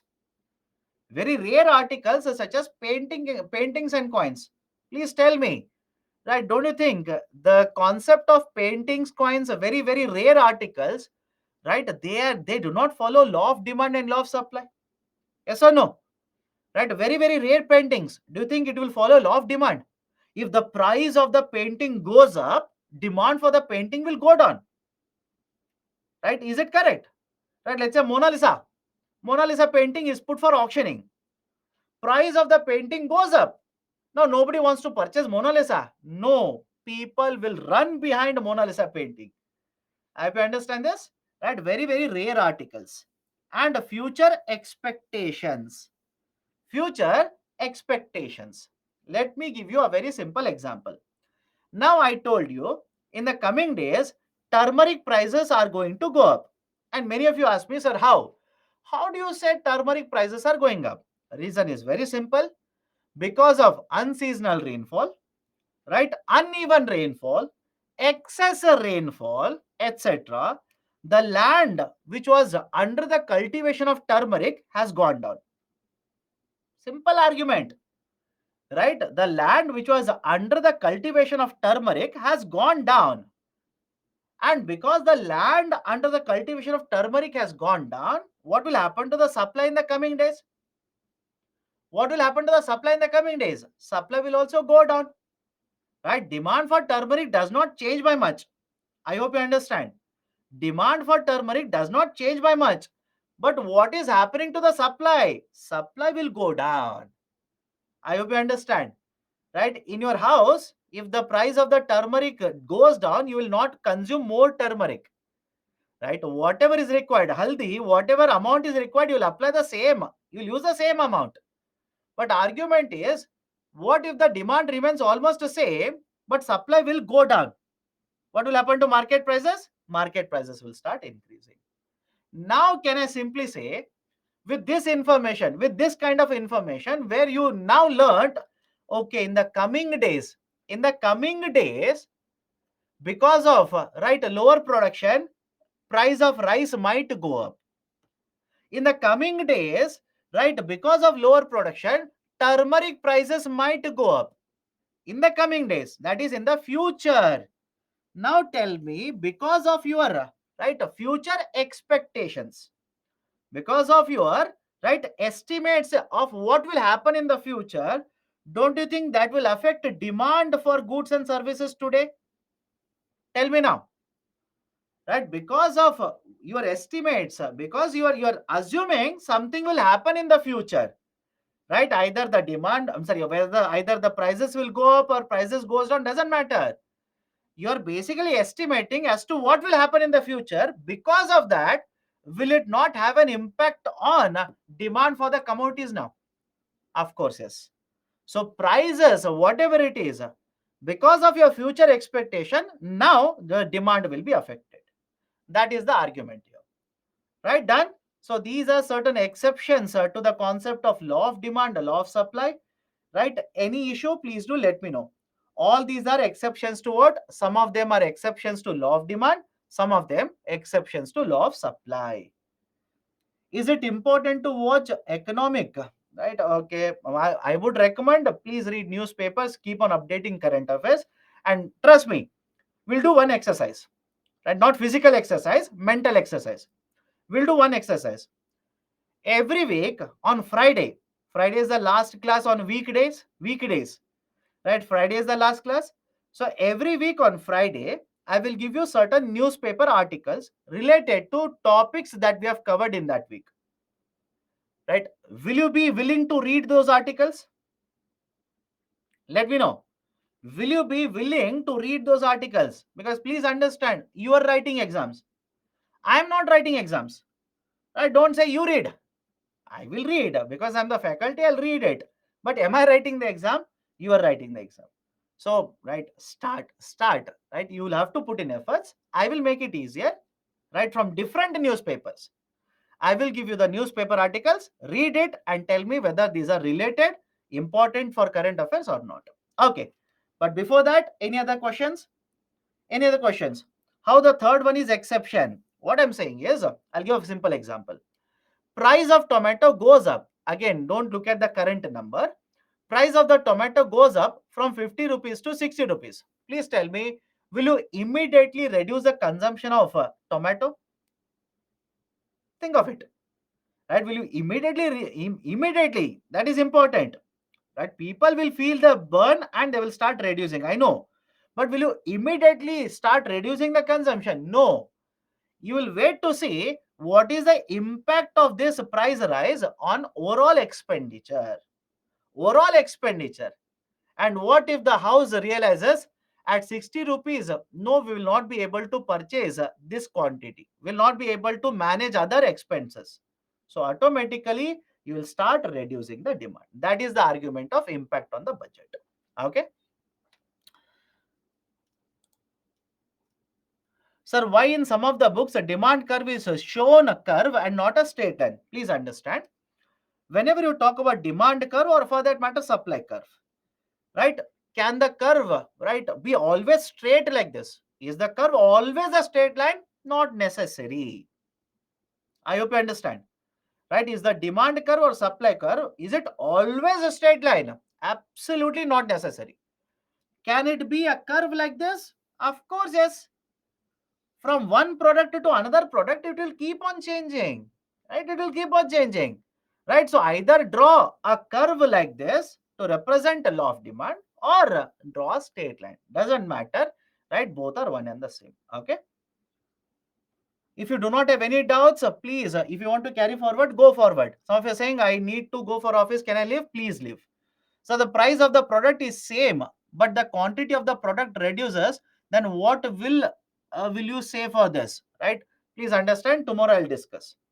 What will happen? I'll discuss that. Right? There's a concept of shift of the curve. I'll discuss that. Have patience. If price is not dependent on demand, then why is there vice versa in law? Vice versa, again I'll repeat it. When I wrote vice versa, it is a meaning, I'll write it here also, so that when you read annotations, you will know what I'm talking about. When I wrote vice versa, I meant when prices will go up, demand will go down. And when I said vice versa, I meant when prices will go down, demand will go up. This is the meaning of vice versa. If you feel, sir, right, I don't want to use it, it is very confusing, leave it. You can simply say price and demand are inversely related. That's it. Right? You can write this. Sir, if both the options profits is going to be the same, will the opportunity cost be zero? Yes, you can say zero. But again, generally, argument is simple. There are two options, right? One is the next best available option, right? You will choose the first one or the next best, right? It is entirely up to you. Okay. How to start answer writing? I told you na. Please pick up any newspaper article, right? Let's say editorials. That's a good way to start. Read the editorial, make a question, write in 150 or 250 words based on that information. What should be the preparation strategy for economics? My dear, first half an hour I told you this only. Let me know. Others, please help me. First half an hour, did I not discuss what should be your strategy? Okay. This increase in price of food products is due to Russia's ban on specific trade route, due to which wheat and sunflower oil prices are also going to increase. Am I right? Yes, this is partly the reason. When I take up inflation, I'll take up the chapter of inflation. I will tell you. I'll tell you why the prices of commodities are going up. Don't worry. Okay. Can you suggest newspaper articles for today? Right, my dear, I was able to read two newspapers today. One is Business Line and the other one is Hindu, right? Because generally you will get these newspapers morning at 5 o'clock. I've read both of them. Hindu, I did not find any important articles. Hindu, I did not find any important articles. But in Business Line, there are articles on fame. There are other important articles. If you're interested, you can read them. Okay, done. Let's stop the discussion today here. Tomorrow we will continue with the discussion. Tomorrow we'll pick up the discussion from the concept of shift of the curve and right. Okay. One more question. Can we say that law of demand is related to consumers and law of supply is related to sellers? Yes. In fact, I've written it here. I have written it here. Law of supply focuses on sellers. Law of demand focuses on the buyers. That is people who are demanding it. Okay, let's stop the discussion today here. Tomorrow we'll pick up the discussion, right? And we'll continue with the discussion of supply shift of the curve, movement, etc., etc. So that's it from my side. We'll stop today. Let's take a break. We'll meet tomorrow again, sharp at 6 a.m. Take care. Have a great day.